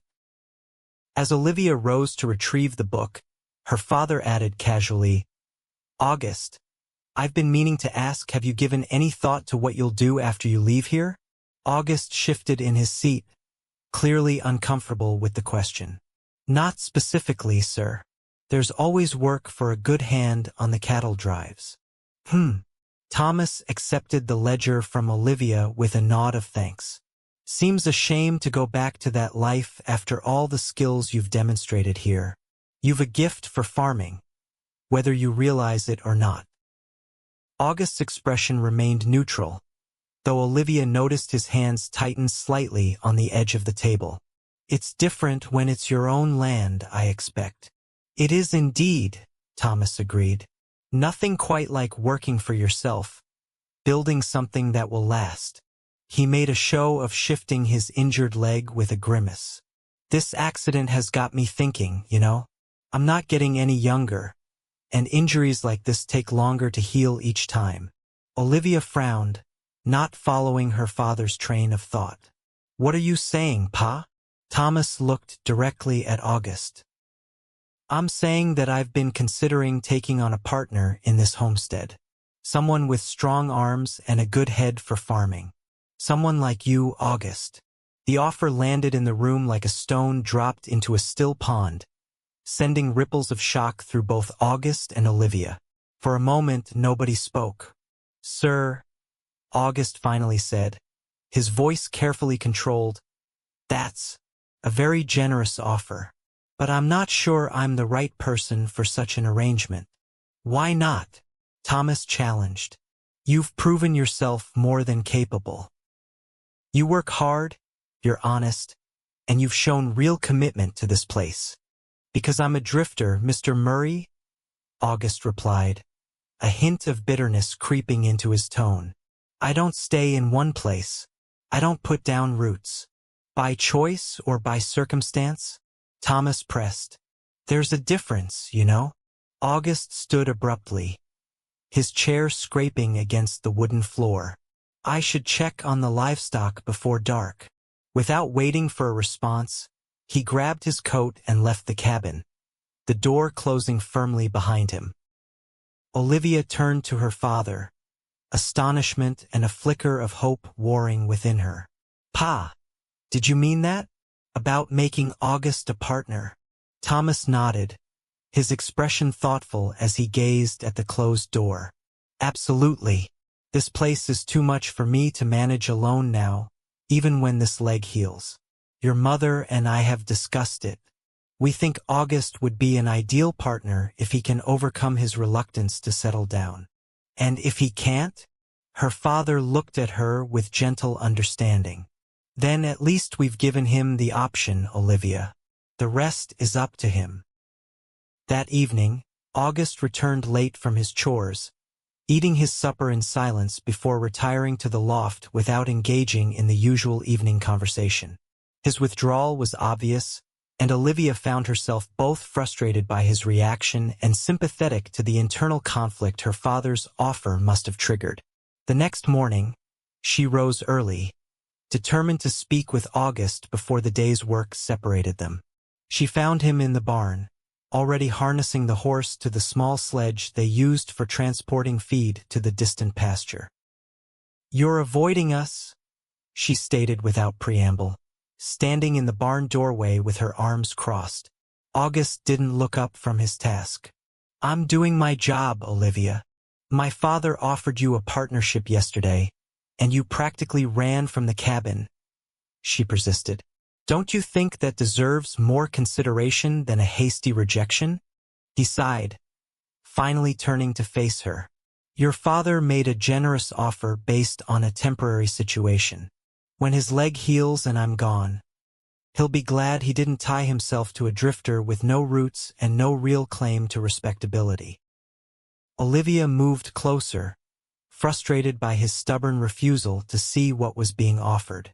Is that really how you see yourself? After everything you've done for us? It's how the world sees me, August replied, his voice hard. A cowhand with a questionable past and no future worth mentioning. Your family deserves better than that for a partner. That's not true, Olivia exclaimed, her patience finally snapping. You're a good man, August Sutton. Capable, honest, hard-working. Any family would be fortunate to have you as part of it. Her words hung in the air between them, carrying more meaning than she'd intended to reveal. August stared at her, something vulnerable flickering in his eyes before he masked it with his usual reserve. Olivia, he began, his voice gentler now. I appreciate your faith in me, but this isn't about capability or hard work. It's about what's best for you and your family in the long run. And you've decided that isn't you? She challenged, stepping even closer. Without even considering the possibility? August's jaw tightened. I've been considering possibilities my entire adult life, Olivia. Dreaming of things that can't be mine. It doesn't lead anywhere good. What are you so afraid of? She demanded, her frustration building. Is it the commitment to the land? To staying in one place? Or is it the commitment to people, to relationships that might actually mean something? Her words struck a nerve. She could see it in the way he flinched slightly, his eyes darkening. You don't understand what you're asking, he said, his voice low and intense. I've spent years keeping my distance from entanglements, from attachments that could be used against me. It's not something I can just set aside because your father made a generous offer. Used against you? Olivia repeated, confused. What does that mean? August shook his head, turning back to the horse and adjusting the harness with unnecessary force. It doesn't matter. The point is, I'm not staying, Olivia. Not here, not anywhere. That's just how it is. The finality in his tone sent a chill through her that had nothing to do with the winter cold. Before she could formulate a response, August led the harnessed horse out of the barn, brushing past her without meeting her eyes. August, wait, she called after him, unwilling to let the conversation end like this. He paused, his back still to her. It's better this way, Olivia. For everyone. As she watched him drive the sledge away across the snow-covered field, Olivia felt a curious mixture of anger and determination settling in her chest. August Sutton might believe he was destined to drift forever, but she wasn't convinced. Something had brought him to their homestead that winter day, call it fate, chance, or divine intervention, and she couldn't help feeling there was a purpose to it beyond a simple rescue from wolves. The question was whether August would recognize that purpose before spring arrived and took him away from them, away from her forever. March arrived with a tentative warmth that began to melt the winter's accumulation of snow and ice. The change in seasons brought a palpable shift in the atmosphere at the Murray homestead. Thomas's leg was healing well, allowing him to move around the cabin more freely and even venture outside on warmer days. Plans for spring planting became more concrete as the fields slowly emerged from beneath their white blanket. And August, despite his assertion that he wouldn't stay, had not yet spoken of leaving. The tension between him and Olivia following their confrontation in the barn had gradually eased into a wary truce. They worked together when necessary, maintained polite conversation at mealtimes, but the easy camaraderie they had developed during the winter months had been replaced by a careful distance that Olivia found increasingly frustrating. It was Margaret who finally took matters into her own hands one evening in mid-March. Thomas had retired early, his leg paining him after a day spent sitting on the porch inspecting seed potatoes. August was at the table, mending a bridle by the light of an oil lamp, while Olivia sat nearby with her mending. "August," Margaret said suddenly, setting aside her knitting. "Would you mind fetching more water from the creek? The barrel is getting low, and I'll need it for washing tomorrow." August looked up, slightly surprised by the request given the late hour, but nodded. "Of course, Mrs. Murray." "Olivia, go with him, please," Margaret added casually. "It's easier with two, and your young eyes will be helpful in the dark." Olivia shot her mother a suspicious glance, recognizing the transparent attempt to force her and August to spend time alone together. Margaret met her gaze with an innocent expression that fooled no one. "Fine," Olivia agreed, setting aside her mending and reaching for her shawl. The night was cool but not unpleasant, with a gibbous moon providing ample light for their task. August walked slightly ahead, carrying 2 empty buckets, his stride purposeful. "Your mother isn't very subtle," he remarked after they'd gone a short distance from the cabin. Despite herself, Olivia smiled. "She never has been. It's where I get it from, according to Pa." August glanced at her, a brief smile softening his features. "I can believe that." They continued in silence until they reached the creek, which was flowing freely now that the ice had melted. August knelt to fill the buckets, the moonlight silvering his dark hair. "Have you thought any more about my father's offer?" Olivia asked, unable to contain the question any longer. August's hands paused momentarily before resuming their task. "I have." "And?" she prompted when he didn't elaborate.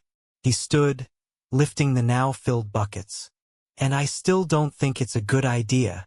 Olivia felt a stab of disappointment so acute it was almost physical. "Because you're determined to leave. Because it wouldn't be fair to your family," August corrected, his voice gentle. "I'm not a farmer, Olivia. I'm a drifter who happened to have some useful skills during a difficult winter. Your father needs a partner who's committed to this land, to this life. And you can't be that person?" She took one of the buckets from him, their fingers brushing briefly in the exchange. August began walking back toward the cabin, his pace slower now due to the weight of the water. "I don't know if I can," he admitted, surprising her with his honesty. "I've never tried to be anything but what I am." "Maybe it's time to try," Olivia suggested, matching her steps to his. "You might discover you're more suited to putting down roots than you think." August was silent for several paces, and Olivia began to think he wouldn't respond. Then, so quietly she almost missed it, he said, "I'm afraid to find out." The admission, so vulnerable and unexpected, stopped Olivia in her tracks. August continued a few steps before realizing she was no longer beside him.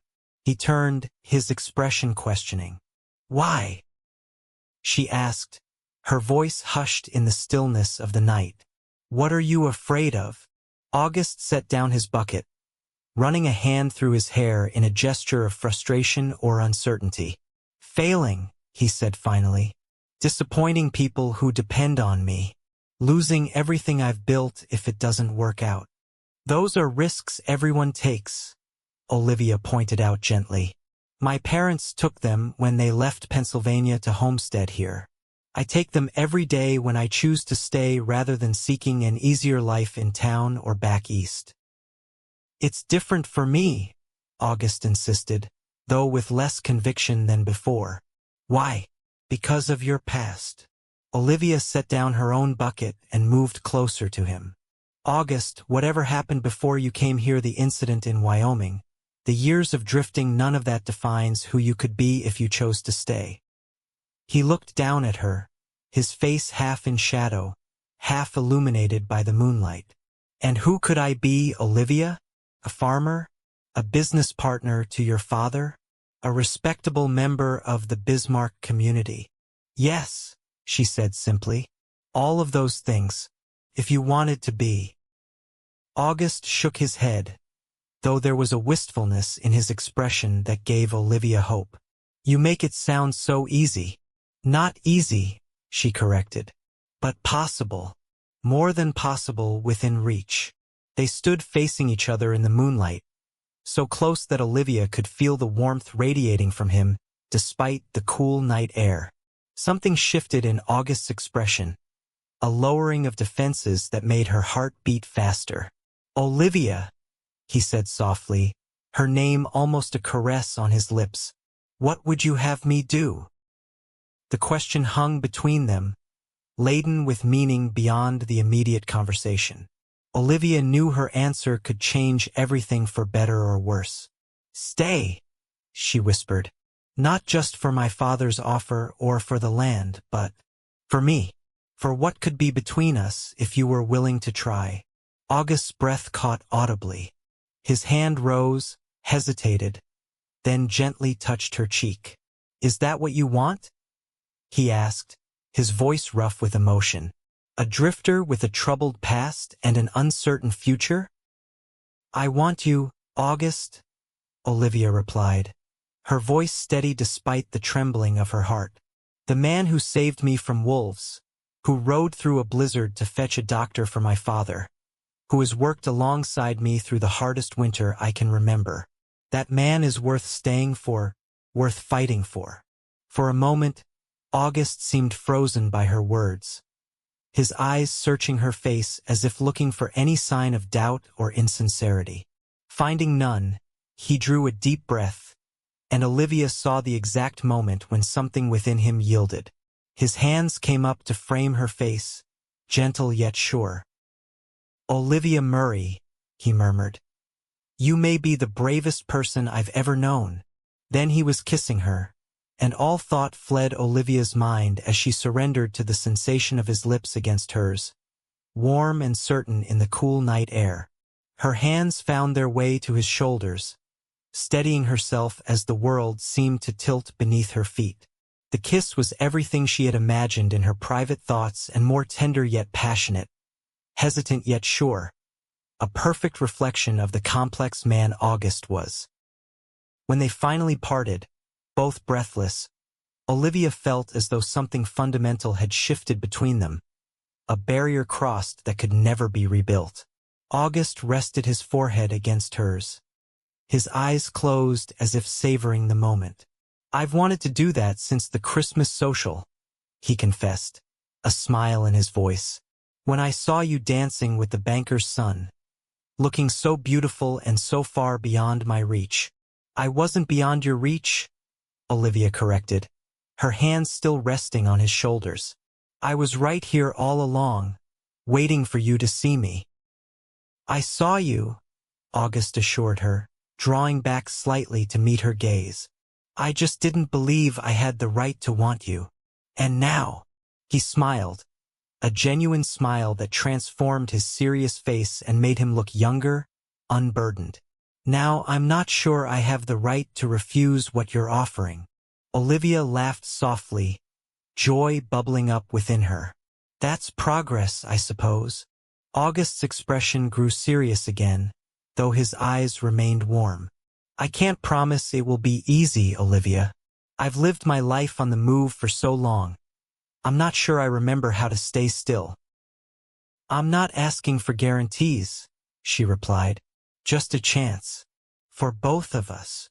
He nodded slowly. "A chance, then, to see if a drifter can learn to put down roots." They stood together in the moonlight for another long moment, each absorbing the significance of what had just transpired. Then, by mutual unspoken agreement, they picked up their water buckets and continued toward the cabin.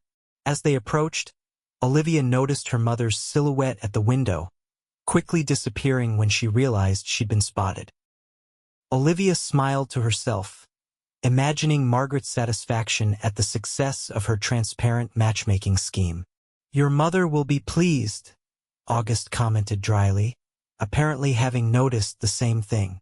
"She'll be unbearable," Olivia agreed with a laugh. "But in the best possible way." August set down his bucket to open the cabin door. Before they entered, he turned to Olivia, his expression once again serious.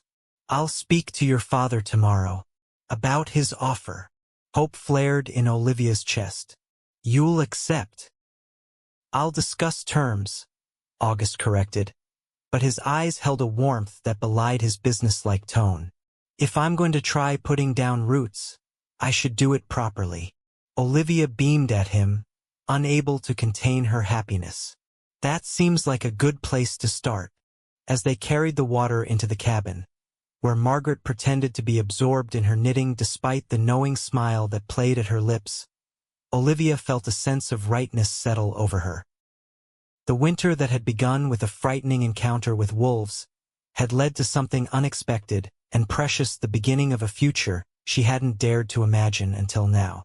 And as she caught August's eye across the room, the private smile they shared told her he was thinking the same thing. The following morning dawned bright and clear, with a warmth that hinted at spring's imminent arrival.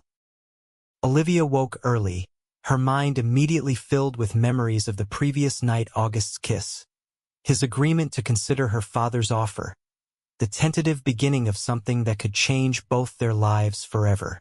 She dressed quickly and made her way to the kitchen, where she found her mother already preparing breakfast. Margaret looked up as Olivia entered, a knowing smile spreading across her face. "Good morning," she said, her tone deceptively casual. "You and August were out quite late fetching that water." Olivia felt a blush creep into her cheeks but met her mother's gaze directly. "The creek was further than we remembered," she replied, matching Margaret's innocent tone. Margaret raised an eyebrow but didn't press further. "Your father's already up and outside. Said the morning was too fine to waste indoors." This was unusual enough to distract Olivia from thoughts of August. Pa's outside? Should he be walking that much on his leg? "He's using the crutches," Margaret assured her. "And I think the fresh air will do him good. He's been cooped up for too long." Olivia nodded, accepting this reasoning as she moved to help with breakfast preparations. "And August?" she asked, trying to sound nonchalant. Margaret's smile widened. "With your father. They were deep in conversation when I last looked." Olivia nearly dropped the plates she was setting on the table. "They're talking now? About what?" "I couldn't say," Margaret replied, though her expression suggested she had a very good idea. "But they seemed quite serious about whatever it was." Resisting the urge to rush outside immediately, Olivia forced herself to continue with the breakfast preparations. Her mother watched her nervous energy with amusement. "Patience was never your strong suit, was it?" Margaret observed, stirring a pot of porridge. Olivia sighed. "I just want to know what they're saying." "You'll know soon enough," her mother assured her. "Now take this coffee out to them.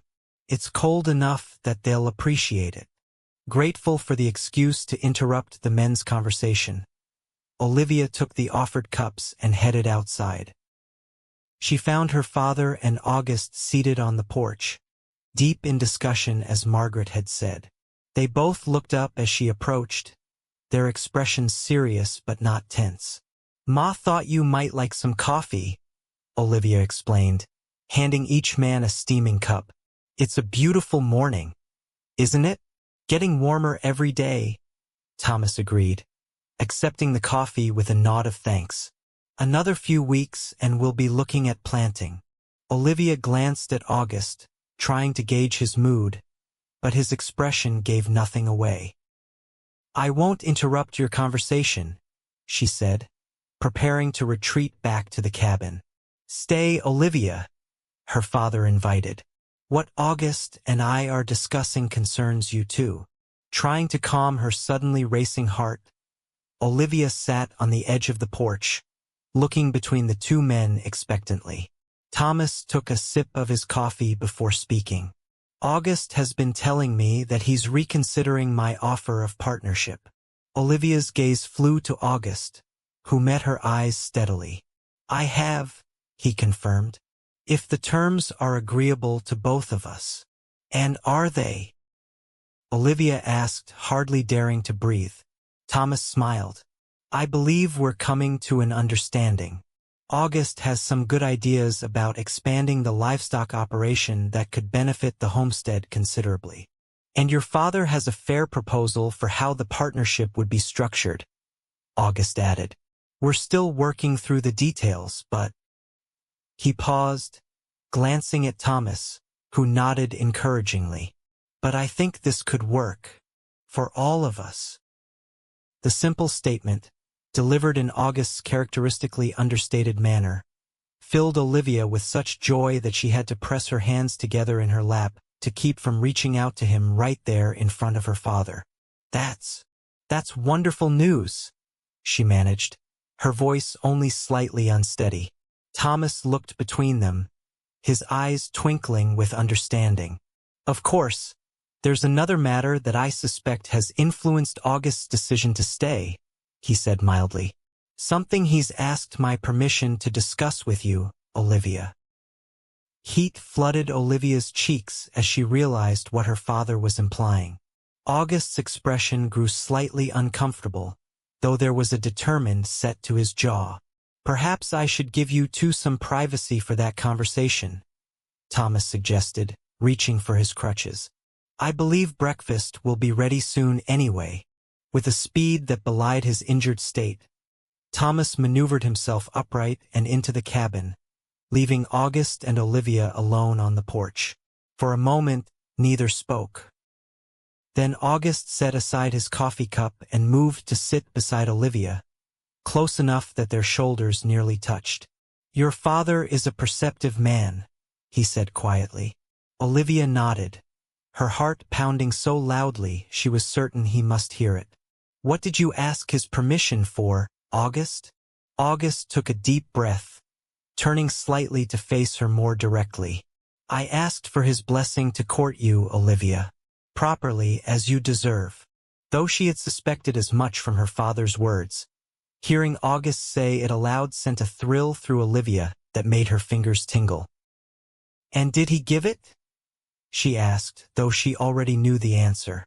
He did, August confirmed, a smile tugging at the corner of his mouth, though not without some pointed questions about my intentions and ability to provide for a family. And what did you tell him? The truth, August said simply, that I care for you more deeply than I ever expected to care for anyone, that I want to build something lasting here with you if you'll have me. And that while I can't promise I'll never feel the call of the open road again, I can promise that wherever I go, I'd want you by my side. The words, spoken with such sincerity, moved Olivia nearly to tears. I would go with you, you know, she said softly, if that's what you needed. But I'm glad you're willing to try staying first.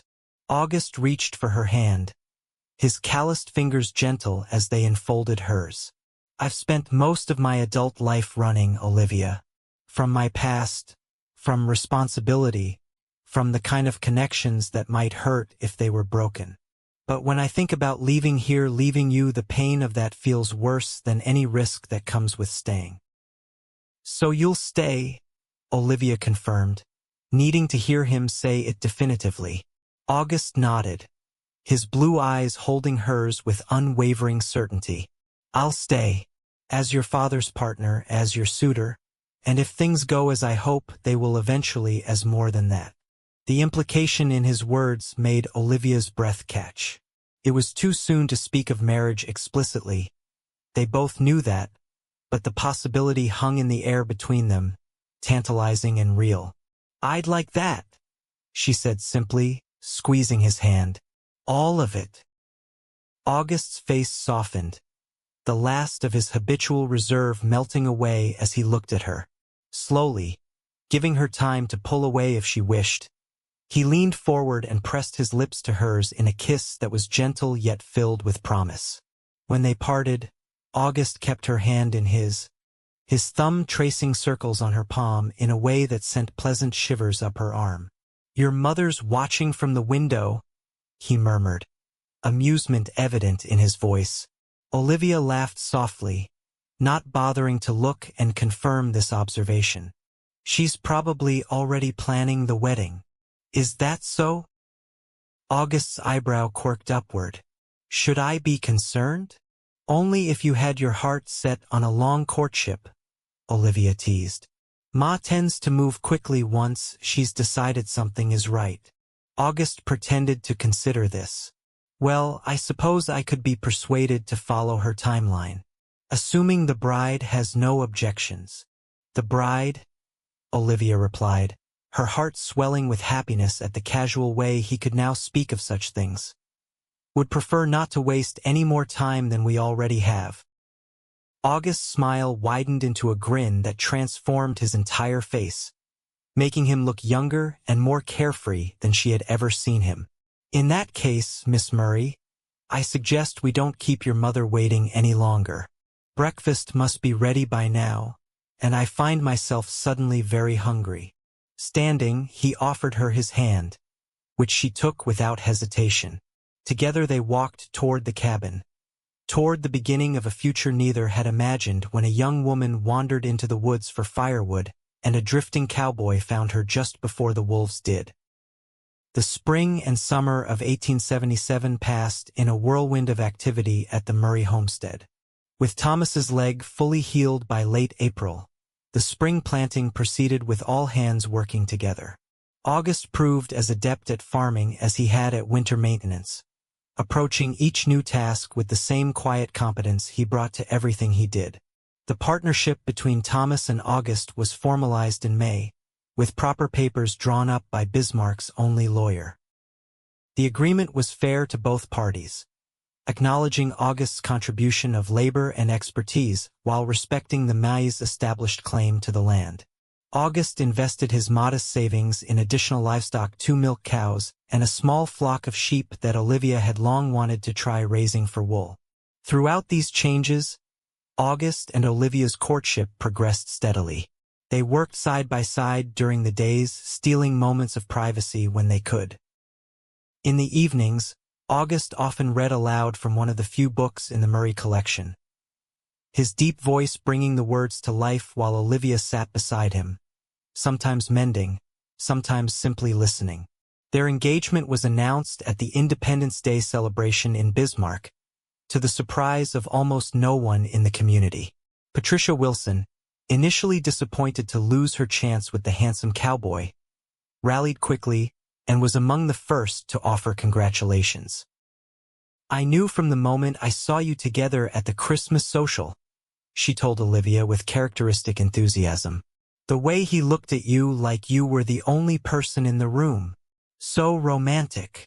Sheriff Foster was more reserved in his reaction when he encountered the couple in town one afternoon in August. Settling down then, Sutton? He remarked, his expression neutral. Yes, sir, August replied steadily. Found something worth staying for. The sheriff studied him for a moment, then nodded slightly. Good. Bismarck could use more solid citizens. It wasn't exactly a warm endorsement, but it was an acknowledgement that August had earned a place in the community.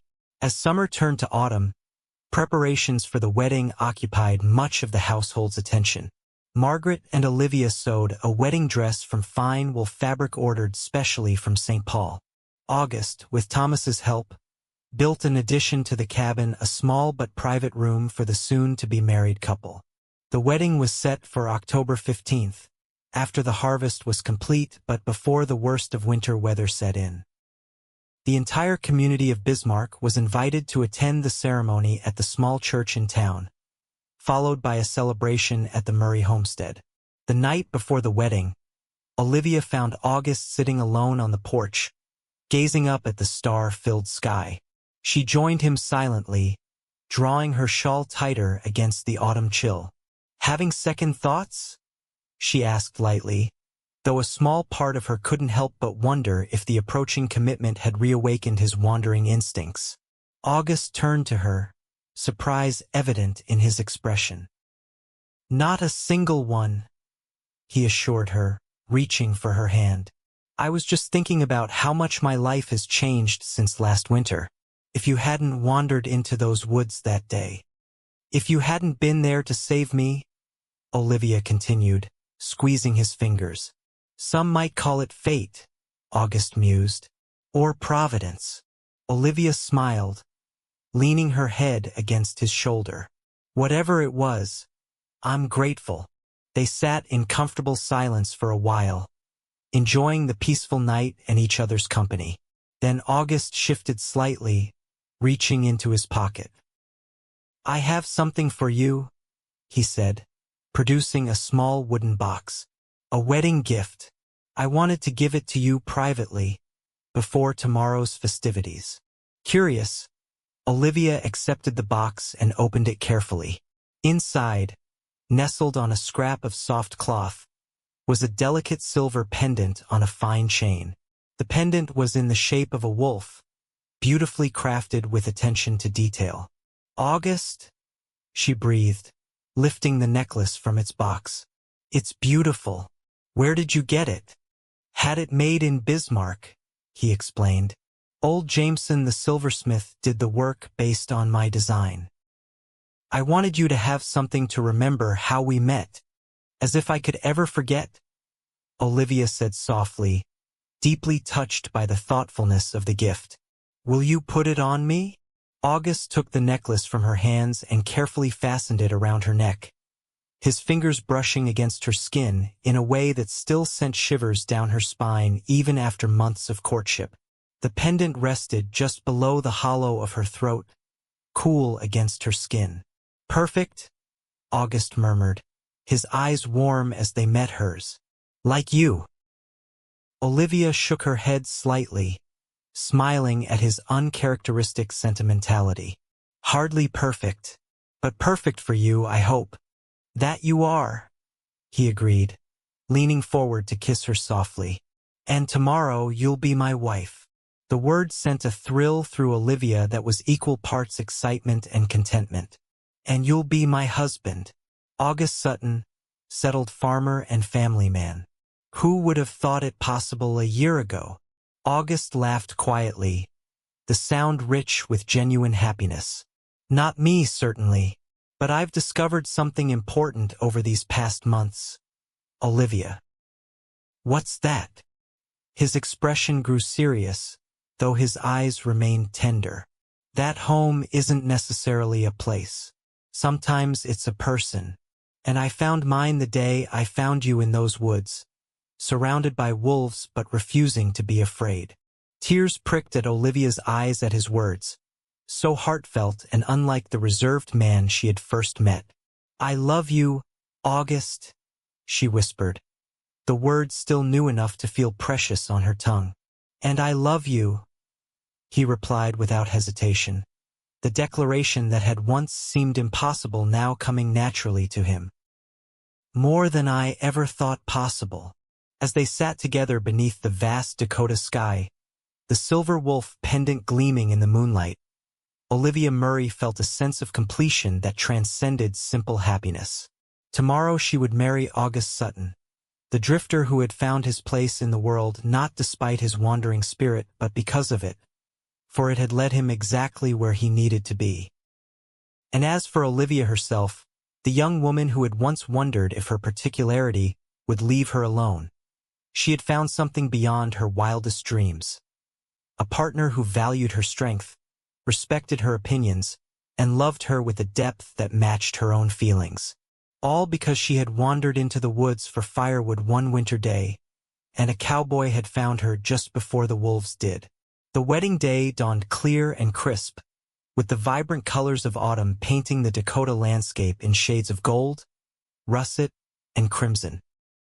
True to tradition, August had spent the previous night in town, leaving the homestead to Olivia and her parents for the final preparations. Margaret woke Olivia early, helping her daughter prepare for the most significant day of her life. As she pinned Olivia's dark hair into an elegant arrangement adorned with small white flowers from their garden, Margaret's eyes grew misty. My beautiful girl, she murmured, meeting Olivia's gaze in the small mirror. I always knew you'd find someone worthy of you, but I never imagined he would arrive in such dramatic fashion. Olivia smiled, touching the wolf pendant at her throat. She hadn't removed it since August had placed it there. Life has a way of surprising us, doesn't it? Indeed it does, Margaret agreed. Your father and I couldn't be happier with the man you've chosen. Or perhaps I should say, with the man who chose you. Once dressed in her wedding gown, a simple but elegant creation of ivory wool with lace trim that Margaret had painstakingly sewn over the summer months, Olivia felt a curious mixture of calm certainty and fluttering anticipation. This day, this step, felt right in a way that transcended nervousness. Thomas, handsome in his best suit with his gray hair neatly combed, grew emotional when he saw his daughter in her bridal attire. "You look just like your mother on our wedding day," he said, his voice thick with feeling. "Just as beautiful, just as sure of your choice." The journey to Bismarck's small church was made in the family wagon, freshly painted for the occasion and decorated with autumn flowers and ribbons by Patricia and other young women from town. As they approached, Olivia could see that the church was already surrounded by horses and wagons. It seemed the entire community had turned out for the event. Inside, the simple wooden structure had been transformed with bouquets of late-blooming wildflowers and golden leaves. Candles lit the interior, casting a warm glow over the assembled guests who turned as one when Olivia entered on her father's arm. But Olivia had eyes only for August, who stood at the front of the church beside the minister. He wore a new dark suit that emphasized the breadth of his shoulders and the lean strength of his frame. His hair was neatly trimmed, his face cleanly shaven for the occasion. But it was his expression that caught and held Olivia's attention, a look of such profound wonder and love that it nearly stopped her in her tracks. As she moved slowly down the aisle to the soft strains of music from a borrowed piano, Olivia saw August swallow hard, his composure momentarily slipping as he watched her approach. By the time she reached him and her father placed her hand in his, August's eyes were suspiciously bright. "You're breathtaking," he whispered, his voice husky with emotion. The ceremony itself was brief but meaningful, with the elderly minister speaking eloquently about the commitment they were making to each other. When the time came to exchange vows, August's voice rang clear and confident through the church, his promises to love, honor, and cherish Olivia spoken with absolute conviction. When Olivia repeated the same vows, her voice was steady, her heart full to bursting with the significance of the moment. This was no longer the drifter who had found her in the woods, nor was she simply the young woman he had rescued. They had become partners in the truest sense, their lives and futures irrevocably intertwined. As August slid a simple gold band onto her finger purchased with the proceeds from the sale of his saddle horse, as he had confessed to her the previous week, Olivia felt the last piece of a puzzle falling into place. "I now pronounce you man and wife," the minister declared, beaming at the couple. "Mr. Sutton, you may kiss your bride." August didn't hesitate, drawing Olivia into a kiss that was both tender and possessive, a public declaration of all they meant to each other. The church erupted in applause and cheers, led enthusiastically by Patricia Wilson, who was dabbing at her eyes with a lace handkerchief. The celebration that followed at the Murray homestead lasted well into the evening. Tables groaning with food were set up in the yard, with lanterns hung from tree branches to provide light as the day waned. Music, dancing, and laughter filled the air as friends and neighbors celebrated not just a wedding, but the addition of August Sutton as a permanent member of their community. Sheriff Foster made an appearance, offering a gruff but sincere congratulation to the newlyweds. "You've proven me wrong, Sutton," he acknowledged, extending his hand to August. "Didn't think you had it in you to settle down." August accepted the handshake with a nod.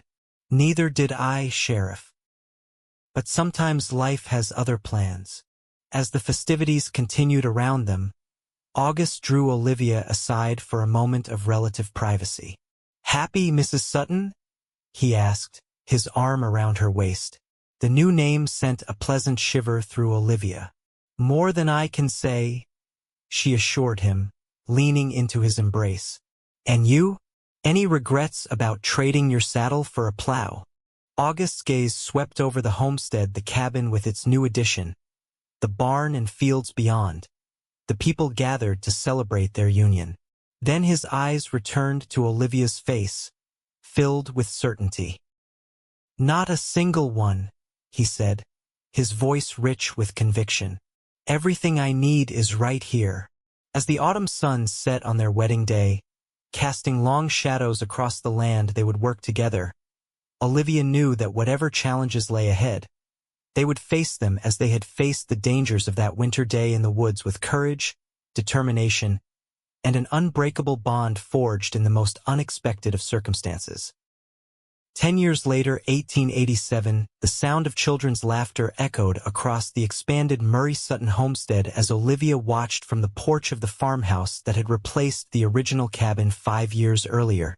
Her eldest, 8-year-old Thomas, named for his grandfather, was helping his father and grandfather unload supplies from the wagon they had just driven in from Bismarck. 6-year-old Margaret, as energetic and determined as her namesake grandmother, was attempting to assist while simultaneously entertaining her 3-year-old brother, James. "Careful with that flour, Thomas," Olivia called as her son staggered slightly under the weight of a sack nearly as big as himself. August looked up at her voice, smiling as he relieved their son of his burden.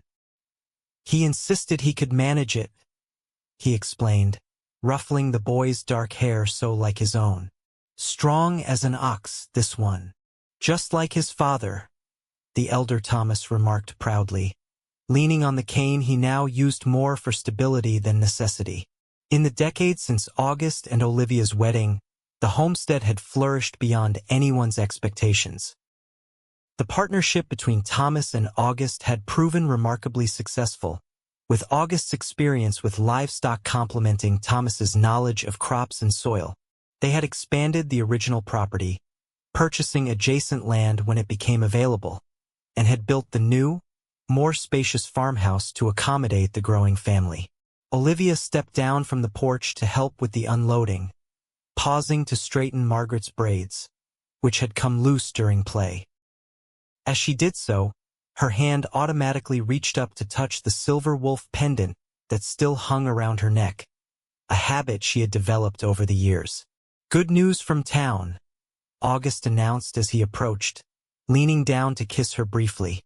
"The railroad's definitely coming through next year. They've finalized the route." This was welcome information indeed.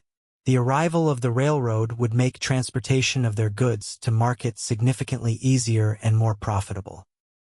Over the years, August and Thomas had gradually shifted the homestead's focus from basic subsistence farming to a more commercial operation, specializing in hardy wheat varieties and the sheep that had become Olivia's particular interest. "That calls for a celebration," declared Margaret Sr., emerging from the house with a pitcher of lemonade for the workers. At 62, she remained as energetic as ever, though her once dark hair was now completely silver. As the family gathered on the porch to enjoy the refreshment and discuss the news, Olivia found herself studying August's face with affectionate familiarity. 10 years of marriage had added lines around his eyes and silver threads in his dark hair, but had also smoothed away the wariness that had once been his most prominent feature. In its place was a quiet confidence, a groundedness that spoke of a man who knew exactly where he belonged. That evening, after the children were asleep and the elder Murrays had retired to their own small cabin nearby, built 5 years ago when Thomas had insisted that the young family needs their space, August and Olivia sat on the porch swing, enjoying the peaceful end to a busy day. "I had a letter from Patricia today," Olivia mentioned, her head resting comfortably on August's shoulder. "She and Edward are considering moving back to Bismarck from St. Paul. Apparently city life isn't agreeing with their boys." August chuckled. "I'm not surprised. Those two were wild as jackrabbits the last time they visited. They need space to run. Like someone else I once knew," Olivia teased gently, glancing up at her husband's profile. August caught her meaning immediately. "You wondering if I still get restless?" he asked, his arm tightening slightly around her shoulders.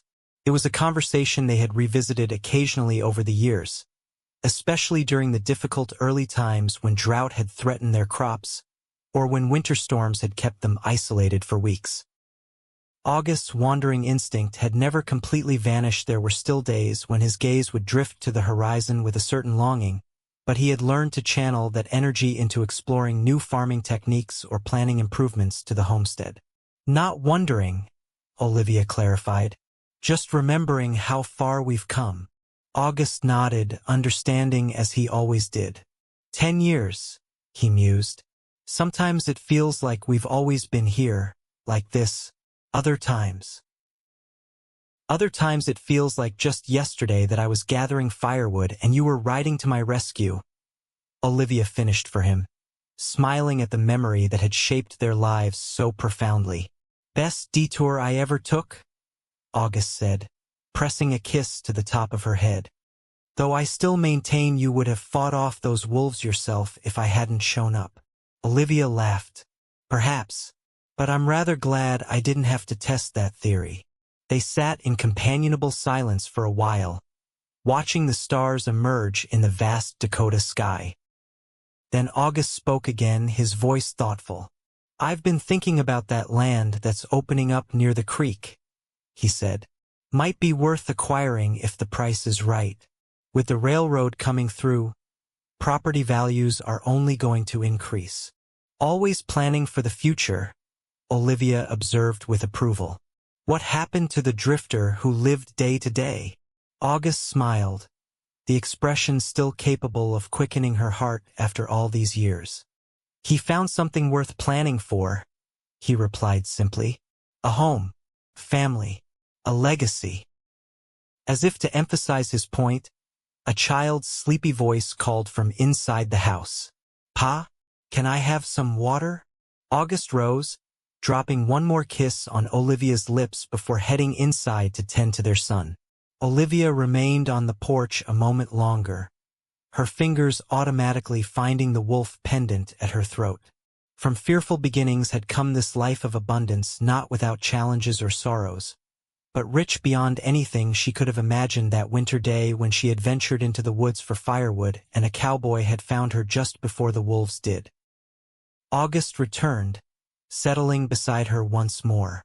"James is back asleep," he reported. "That boy can fall asleep mid-sentence, I swear." Olivia leaned into him, savoring the solid warmth of his presence. "I love you, August Sutton," she said simply, the words no less meaningful for having been spoken countless times over the years. "And I love you, Olivia Sutton," he replied, his voice carrying the same certainty it had held when he spoke his wedding vows a decade earlier. "Every day, in every way, more than the day before." Together they watched the moon rise over the land they had nurtured and the home they had built, secure in the knowledge that whatever the future held, they would face it as they had faced everything else side by side, their once separate paths now permanently intertwined.